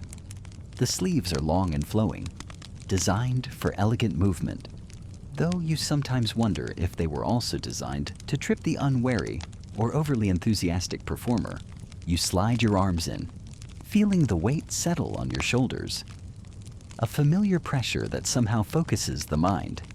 It's a bit like putting on a superhero cape. If superheroes also had to worry about hitting a wrong note on the koto. Next comes the sash, the obi or its equivalent. This isn't just a belt, it's an art form. It might be a contrasting color, wide and stiff, requiring a particular technique to tie. You wrap it around your waist, pulling it snug, the layers of fabric creating a firm support. The knot itself can be complex, a statement. Sometimes a fellow musician might help. A quiet moment of shared preparation, a silent understanding passing between you. Getting this part right is crucial. A slipping sash mid-performance is the stuff of musician nightmares. You'd probably need an engineering degree to figure out some of these more elaborate fastenings without a diagram and a patient friend. Once the robe and sash are secure, you might add a small personal touch, perhaps a pin, not ostentatious, but meaningful, tucked into the collar, or maybe a specific way you fold the sleeve. Historians still argue whether the almost ceremonial way court musicians dressed was purely for the visual spectacle demanded by the court, enhancing the aesthetic of the performance space, or if it served a deeper, almost spiritual purpose in preparing the performer's mindset. A ritual to transition from the mundane to the artistic. It's a fascinating debate, considering how much emphasis was placed on every detail. Your feet are clad in soft-soled slippers, or tabi socks, allowing for quiet movement on the polished wooden floors of the performance hall. No clunky heels to announce your arrival, or, heaven forbid, squeak at a poignant moment. Your hands, now clean and dry, are flexed. You might gently massage your fingers, coaxing them into readiness. You run through a particularly tricky passage in your mind, your fingers twitching almost imperceptibly. You might glance at your reflection, if there's a polished bronze mirror available, or even just catch your shadowy form in a darkened window pane. The transformation is always a little startling. The everyday you is replaced by the court musician, a figure of specific purpose and expected grace. There's a certain gravity to it, a responsibility. Your personal rituals, beyond the physical act of dressing, are quiet, internal. Perhaps a moment of complete stillness, a few deep, centering breaths, much like we discussed for managing stage fright in any era. You might touch a small, worn token you keep tucked away not for luck, necessarily, but for grounding. A reminder of something steady and constant in a world of fleeting performances and shifting courtly favor. Maybe you hum a single, perfect note, letting it resonate in your chest, aligning your inner instrument. It's these small, unseen preparations that weave the final threads of readiness. You take one last, slow breath, the scent of the silk, the slight stiffness of the sash, the quiet anticipation. It all coalesces. The distant, muffled sounds of the palace, a closing door, a faint voice, barely register. Your focus is narrowing, drawing inward, then ready to expand outward through your music. The garments are more than just clothing now. They are a part of the performance itself, a visual harmony to the auditory one you are about to create. And you think, with a touch of that gentle sarcasm we know and love, well, at least if I play terribly, I'll look the part. Now, you are ready. The only thing left is to walk towards the music. You've done all you can, really. That instrument. Remember how meticulously you tuned it, and those little mental exercises, the deep breaths, the visualization of not tripping over your own feet. Yeah, those, all banked. Now comes the part where you actually have to, move. The door to your little sanctuary, be it a slightly dusty practice room or your assigned cubbyhole in the musician's quarters, clicks softly shut behind you. It's like closing the door on one reality and stepping into the antechamber of another. You take a breath.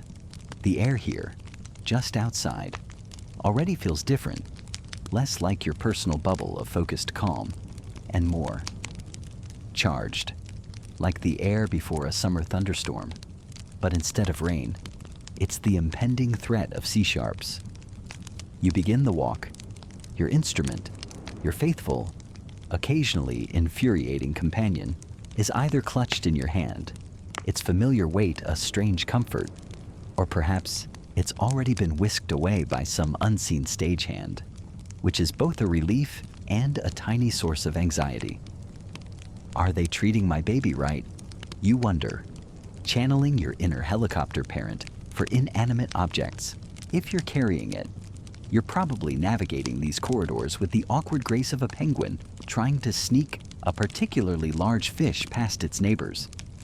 That loot case isn't exactly aerodynamic, is it? The corridors themselves? Well, they're not exactly the Hall of Mirrors at Versailles. More like hall of slightly chipped paint and mysterious stains. You pass by closed doors, hearing muffled snippets of conversation. Perhaps the clatter of dishes if you're heading towards a banquet hall, or the low hum of anticipation from a distant crowd if it's a larger ceremony. It's a bit like being in a video game, moving from the save point to the boss level. Except the only health potion you have is the lukewarm water you chugged earlier. You might see other figures flitting about. A harried-looking steward, clutching a scroll of parchment that's probably the medieval equivalent of an overstuffed event schedule. Is Lord Pompous speaking before or after the jugglers? And where did I put the ceremonial pheasant? He doesn't spare you a glance. You're just part of the background hum for now. Or maybe you pass another musician. Their face a similar mask of feigned composure.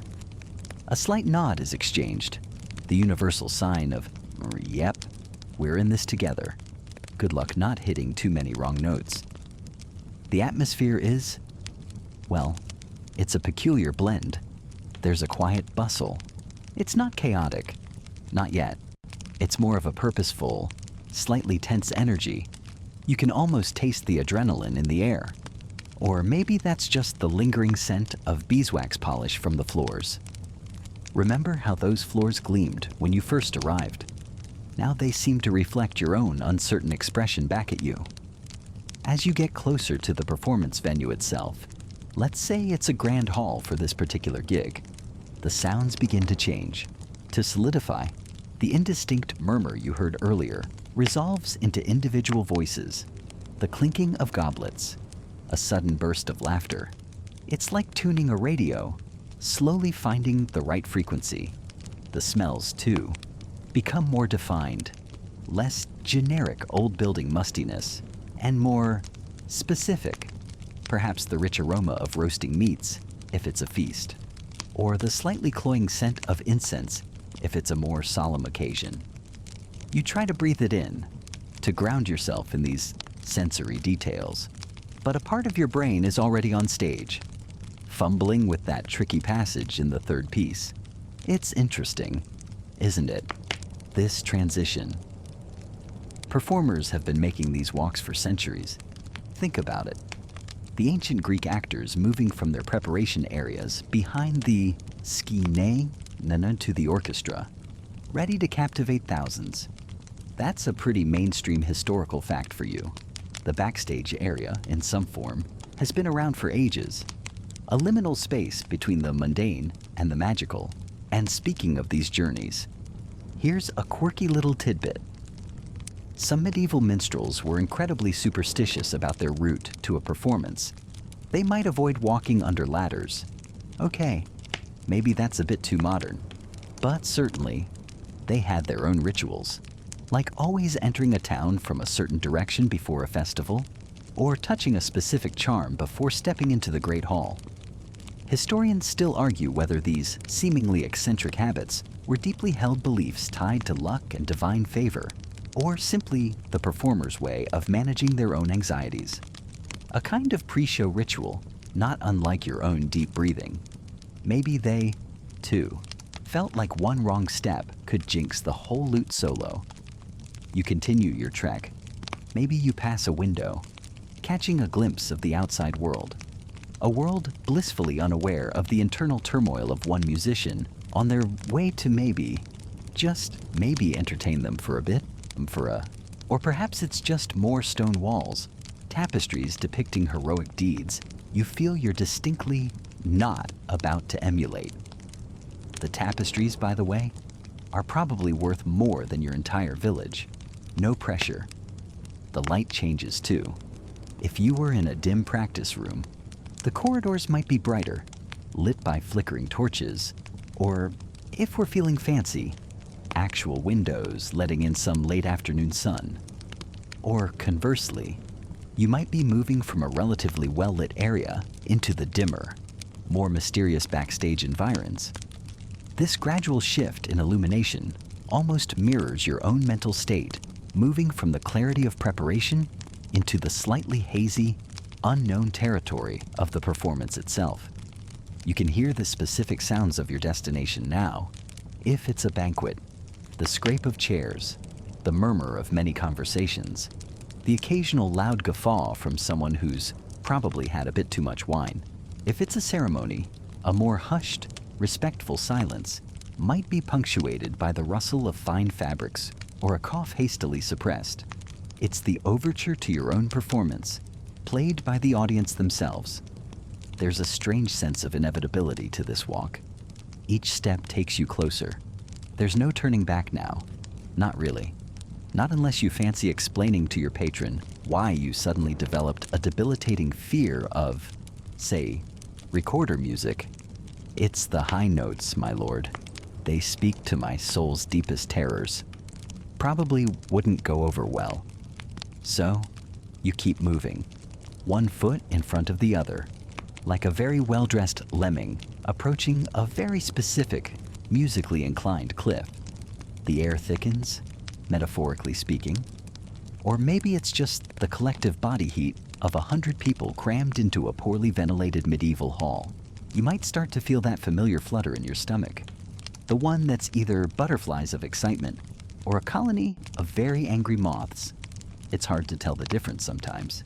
You're almost there. You can see the entrance to the hall, or perhaps a designated waiting spot just off stage. This is the final checkpoint. You might do a quick mental inventory instrument, hopefully, music if you use it, and hopefully not left on your bed. Dignity mostly intact. For now. This journey, however long or short, is a crucial part of the ritual. It's the liminal space, the threshold crossing. You're leaving behind the you who practices and prepares, and you're about to become the you who performs. It's a subtle transformation, happening with each footfall on these ancient stones or polished wooden floors. The atmosphere around you is a mix of the mundane, the smell of old wood, the distant clatter, and the extraordinary potential of the music yet to be played. And you, well, you're just trying to make sure your hands aren't too sweaty when it's finally time to begin. Just a few more steps now. Just a few more. And now, the moment your fingers, those well-trained acrobats we talked about, find their familiar places on the lute. The wood, aged and smooth, possibly pearwood or maple, often preferred for its resonant qualities, feels almost warm beneath your touch, an extension of your own body. It's not like those mass-produced guitars you see today, all glossy and impersonal. This instrument has a soul, a history whispered in its grain. You press down on a string, the gut, or perhaps silk, a luxury item in itself, offering a slight, almost living resistance. It's not an aggressive fight, more like a gentle dance partner leading you. The vibrations begin, a low hum that travels up your arms, through your chest. A familiar tremor that signals the start. Remember that slight tremor of nerves you felt in the antechamber? It's still there. But now it's got company. A thrumming resonance from the instrument itself. Almost like it's saying, "All right, let's do this." You adjust your grip, the neck of the lute fitting perfectly into the curve of your hand. A custom fit honed by countless hours of practice. Some lutes, by the way, had an incredible number of courses or pairs of strings, making them look like a cat's cradle designed by a spider on caffeine. Historians still argue whether the most complex multi-course lutes were truly practical for intricate melodies, or more of a status symbol. You feel the slight tackiness of the rosin on your fingertips if you're using a bow with a different instrument, or just the smooth calluses if it's purely fingerstyle. Each detail a testament to your dedication. It's a far cry from just hitting play on a streaming service, isn't it? The instrument feels alive, responsive to your slightest intention. Each pluck and fret a tiny, precise conversation. The first note you pluck hangs in the air, a perfect, crystalline droplet of sound. Then another, and another, weaving together into a melody that begins to unfurl like a delicate tapestry. The room, which seemed so vast and potentially intimidating just moments ago, remember the sheer height of those ceilings, now acts as a colossal resonator. The sound doesn't just travel, it blooms. It washes over the polished stone floors, caresses the heavy tapestries depicting heroic, and probably highly exaggerated, deeds, and spirals up towards the frescoed heavens above. You can hear the subtle nuances, the way a quickly dampened string creates a sharp punctuation, or how a lingering note seems to shimmer with overtones. It's a sound that's both intimate and grand. You're not just playing notes, you're sculpting the silence. Court musicians in many European Renaissance courts were highly valued, sometimes even more than painters, as music was considered a direct expression of divine harmony. That's a pretty well-established fact. The quality of music, like the food we discussed earlier being just so fresh, was paramount. This isn't just background music for their fancy dinner. This is the main event, or at least a very significant sideshow. You vary the dynamics. A whisper-soft passage drawing them in, then a more robust chord that asserts its presence without being vulgar. It's a conversation. This music, between you, the instrument, and the very air in this hall.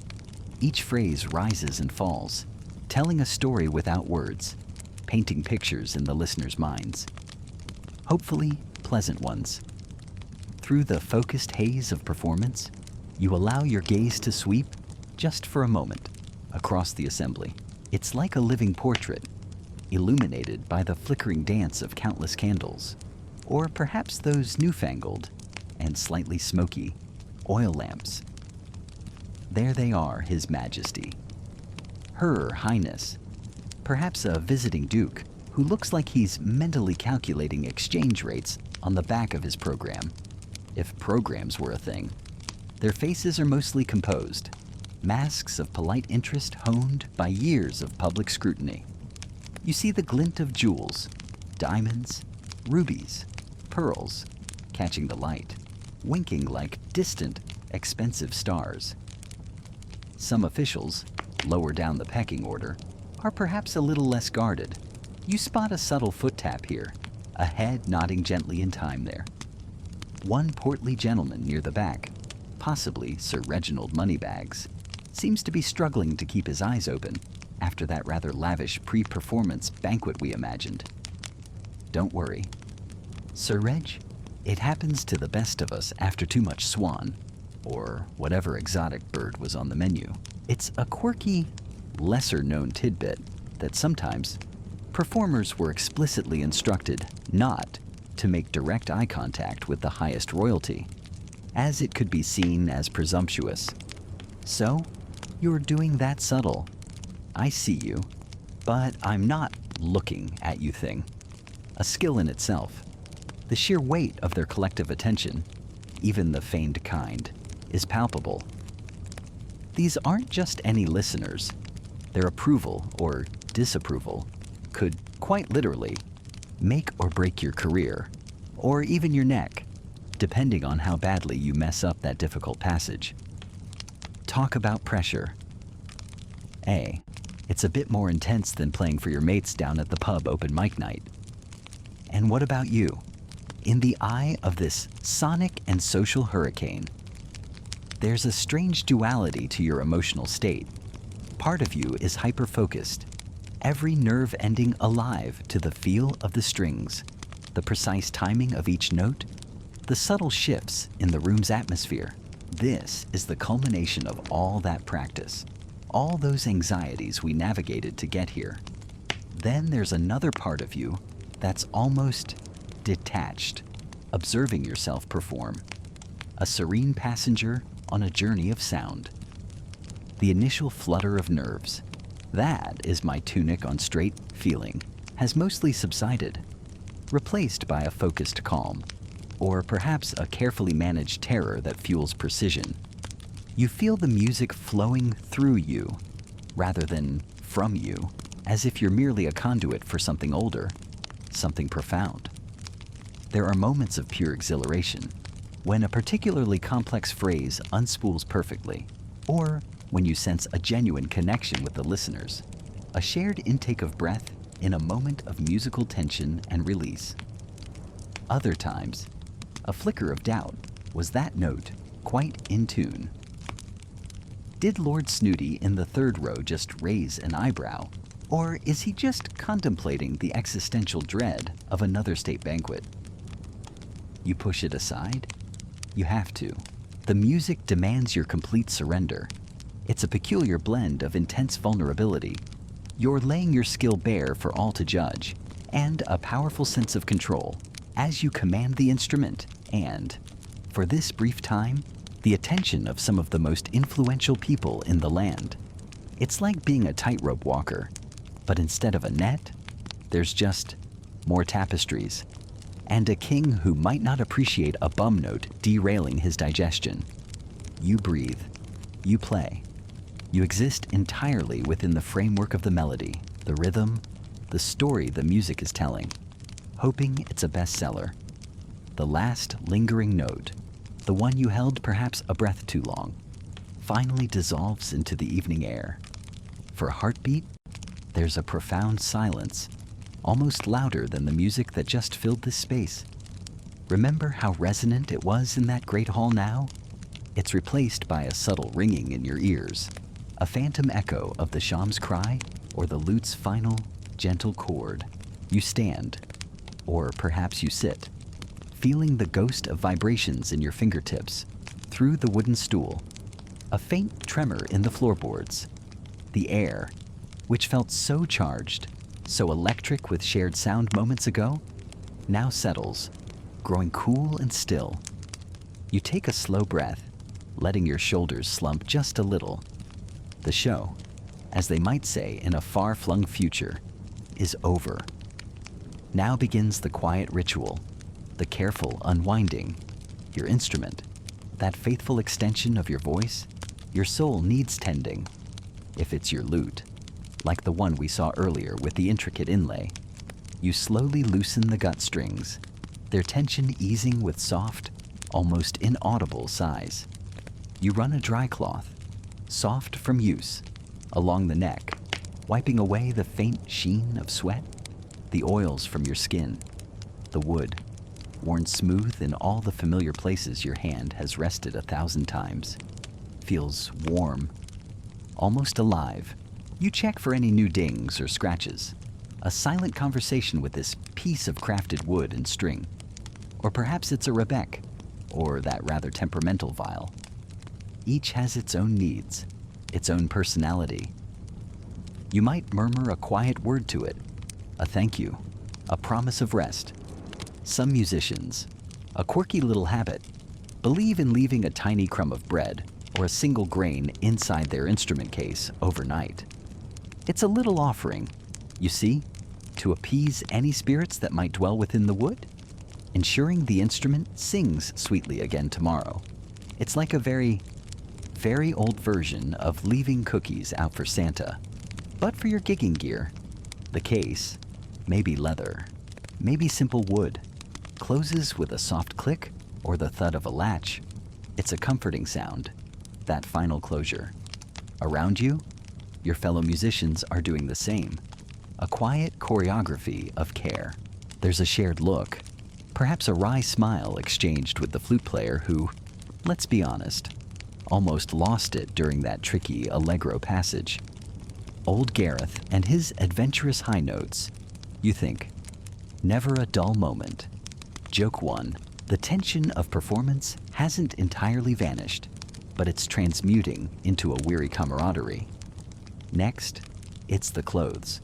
If you were adorned in something a little finer for the performance, maybe that slightly less patched tunic, or the one with the surprisingly vibrant, if slightly faded, dye that Lord Ashworth provided, it's time to shed that skin.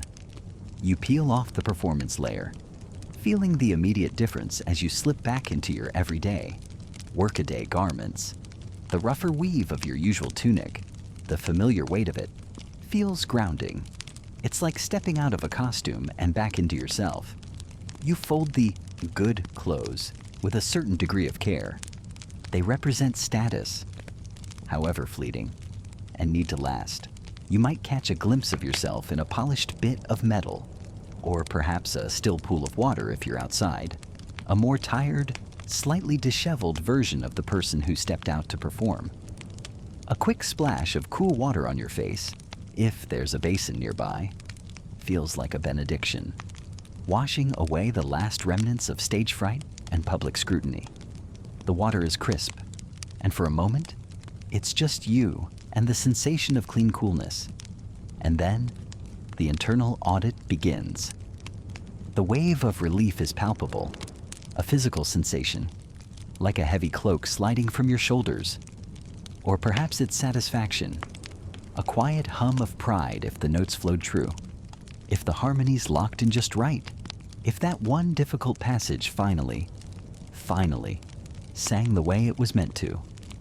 You replay moments in your head the way the candlelight caught the rapt face of a lady in the audience, the subtle nod from your patron, the way the sound seemed to swell and fill every corner of the room. It's a sweet, addictive feeling, this post-performance glow. Of course, medieval musicians, especially those attached to a noble household as you are now, enjoyed a certain status and security. It wasn't always grand, but it was a step up from the truly itinerant minstrels who never knew where their next meal or safe bed would come from. This steady gig, it means something. Then again, maybe it wasn't your finest hour. Perhaps a string snapped, or a voice cracked, or the audience seemed more interested in their wine. In that case, the relief is tinged with a different flavor, the simple gratitude that it's over. You can almost hear your inner critic saying, well, that was an artistic choice. At least the dog didn't start howling this time. Joke 2. Gentle sarcasm. You try to shrug it off. There's always the next performance. Historians still argue whether the concept of a truly silent, attentive audience, as we expect in concert halls today, was the norm in most medieval settings, or if a certain amount of chatter, eating, and even coming and going, was just part of the ambient experience. So perhaps that perceived indifference wasn't a judgment on your skill, just Tuesday night for them. The air outside the performance space, whether it was a grand hall or a more modest chamber, is noticeably cooler now. The day has fully given way tonight. If you're within a castle or a large manor, torches might sputter in their sconces along the covered walkways, casting long, dancing shadows that make familiar courtyards seem a little mysterious. If your journey is more exposed, the stars, undimmed by the modern world's relentless glow, are brilliant and close. You pull your cloak a little tighter, the scent of damp earth and wood smoke filling your nostrils, slowly. Perhaps with a few of your fellow musicians, you begin the walk back to your quarters. Your footsteps make a soft scuffing sound on the packed earth or the stone flags. There's not much talk now. The energy for witty banter or elaborate discussion was spent with the music. Now, the conversation, if any, is muted, practical. Think it'll be pottage again, Amon. Someone might murmur, and you'll nod. Even humble pottage sounds appealing when your stomach is empty and your body is tired. The thought of food, of a warm bowl cupped in your hands, is a beacon. You can almost smell it faintly on the breeze, mixed with the ever-present aroma of wood smoke from the kitchens.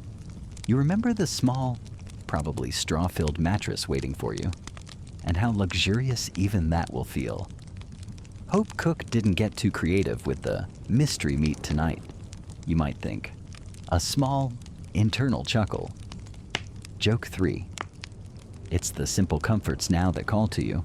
Each step takes you further from the bright intensity of the performance and deeper into the quiet embrace of the night, towards food.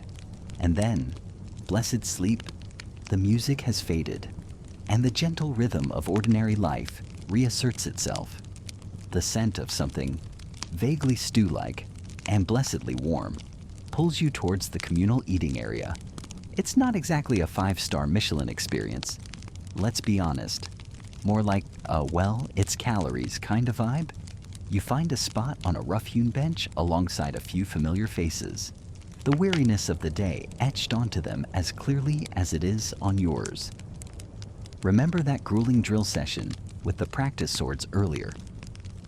Yeah, your shoulders are definitely screaming about it now as you lift a wooden bowl, the clinking of spoons against pottery, the low murmur of tired voices sharing snippets of their day. Did you see what happened in the kitchens, or heard the master of the horse is in a foul mood again? It's the soundtrack to your evening. There's a strange sort of camaraderie in this shared exhaustion. You're all in this elaborate, slightly bonkers historical theme park together. After all, the stew, mostly root vegetables, and perhaps a rumor of meat, is ladled out. You eat slowly, savoring the warmth more than the flavor. It's a far cry from that decadent feast you glimpsed being prepared for the nobles earlier, isn't it? But here, amongst your peers, there's no pretense. No need for the careful masks you wear during your duties. Someone makes a light jest about the cook's legendary ability to make everything taste uniformly earthy, and a few tired chuckles ripple through the group. It's these small moments, these shared sighs and quiet understandings, that stitch the fabric of your new, temporary life together. As the bowls are scraped clean, a deeper quiet settles. The energy for animated conversation has long since been spent. You find yourself drifting back to your shared sleeping quarters, a space that's starting to feel, well, not like home, but at least familiar. It's a bit like that first week of college, crammed into a dorm room with strangers, only with more straw and significantly fewer power outlets. Some of your companions are already tending to small tasks by the dim, flickering light of a few strategically placed tallow candles. You can smell them, can't you? That slightly greasy, animal fat aroma. It's a fun little historical tidbit that tallow candles, a common source of light for centuries, were notorious for their unpleasant smell and for attracting vermin. Not exactly the scented aromatherapy candles we're used to for our wind-down routines. Are they? You see one person meticulously sharpening a blade, the soft shink shink. A surprisingly soothing sound in the growing stillness. Another is attempting to mend a tear in their tunic, their brow furrowed in concentration. There are no screens to scroll, no notifications pinging. This is quiet time, pre-industrial edition. You might find a quiet corner to simply sit and let your mind process the day. The endless rules, the hierarchy, that slightly terrifying encounter with the head steward. Remember that it all swirls in your head, slowly settling like dust. Historians still argue whether the concept of private time or personal space as we understand it now truly existed for most individuals in these bustling, communal palace environments, especially for those not at the very top of the social ladder. Your private time is essentially time when no one is actively ordering you about, which, let's face it, is a luxury in itself here. The sounds of the palace itself begin to change, a subtle shift in its great lumbering rhythm. The distant clang of a heavy gate being barred echoes through the stone corridors. That'll be the main courtyard gates. It was standard practice in most historical palaces to enforce a strict curfew, locking down sections of the complex at night for security. No late-night snack runs to the royal kitchens for you. I'm afraid, no matter how much that stew left you wanting, the boisterous noise from the kitchens and workshops, so prevalent during the day, has faded to a murmur, then to silence. You might hear the distant, muffled sound of a guard patrol's footsteps, their calls echoing softly as they make their rounds. From the stables, a horse might nicker, or an owl might hoot from the high battlements, a lonely, mournful sound piercing the quiet. Closer, within your own quarters. The sounds are more intimate, the rustle of straw as someone tries to find a comfortable position on their pallet, a soft cough from the corner, the inevitable symphony of snores that will soon begin. You're already placing mental bets on who will be the loudest tonight, perhaps even contemplating a well-aimed but ultimately harmless bit of loose straw if it gets too bad. It's oddly comforting in its predictability. The palace is breathing, settling down, tucking itself in for the night. You watch the candlelight dance on the rough stone walls, shadows lengthening and shrinking, creating fleeting, fantastical shapes. It's easy to see how, in an age before constant electric light, the night was a time of mystery, perhaps even a little fear, filled with things that go bump. Finally, it's your turn to prepare for what passes as sleep. There's no luxurious ensuite bathroom here, no 10-step skincare routine, maybe a quick splash of cool water on your face from a shared basin, if you're feeling particularly fancy. You unroll your sleeping pallet, a thin mat over straw. If you recall our earlier tour of the less glamorous accommodations, your blanket, coarse but welcome, is pulled up. The air grows cooler, carrying the scent of dust, old stone, and the faint, lingering smell of wood smoke from a distant hearth still burning low. You lie down, the straw rustling beneath you. It's not a memory foam mattress, that's for sure. You might even find yourself thinking, well, at least it's not the cold. Hard floor? A truly low bar for comfort. But here we are, embracing the simple things. You close your eyes. The day, with all its demands, its little triumphs and anxieties, begins to recede. The physical exhaustion is a heavy blanket, pulling you down. Sleep in this world isn't just rest. It's a vital necessity, a brief escape before the whole cycle begins again with the first light. And trust me, the roosters here don't have a snooze button, and they definitely don't care if you had a rough night. And now, as the last candle in your shared space is carefully extinguished, plunging the room into a deep, velvety darkness, a darkness that feels like a comforting embrace, let your own breathing begin to slow, mirroring the palace around you as it settles into its ancient rhythm of night. Feel the gentle weight of that imaginary coarse blanket, the slight coolness of the air on your skin. The sounds around you begin to blur, the distant hoot of an owl, the soft rustle of straw nearby, the almost imperceptible hum of a vast building at rest. Each breath you take is a little deeper, a little slower, letting go of the day, letting go of all the doing, and just being. There's nothing more required of you now, just this quiet drift into the stillness, into the peace of approaching sleep. Allow your mind to become as still as the darkened corridors, as quiet as the sleeping courtyard, feeling safe and wonderfully, wonderfully heavy, sinking gently, softly, into rest. Shh, shh. Sleep now.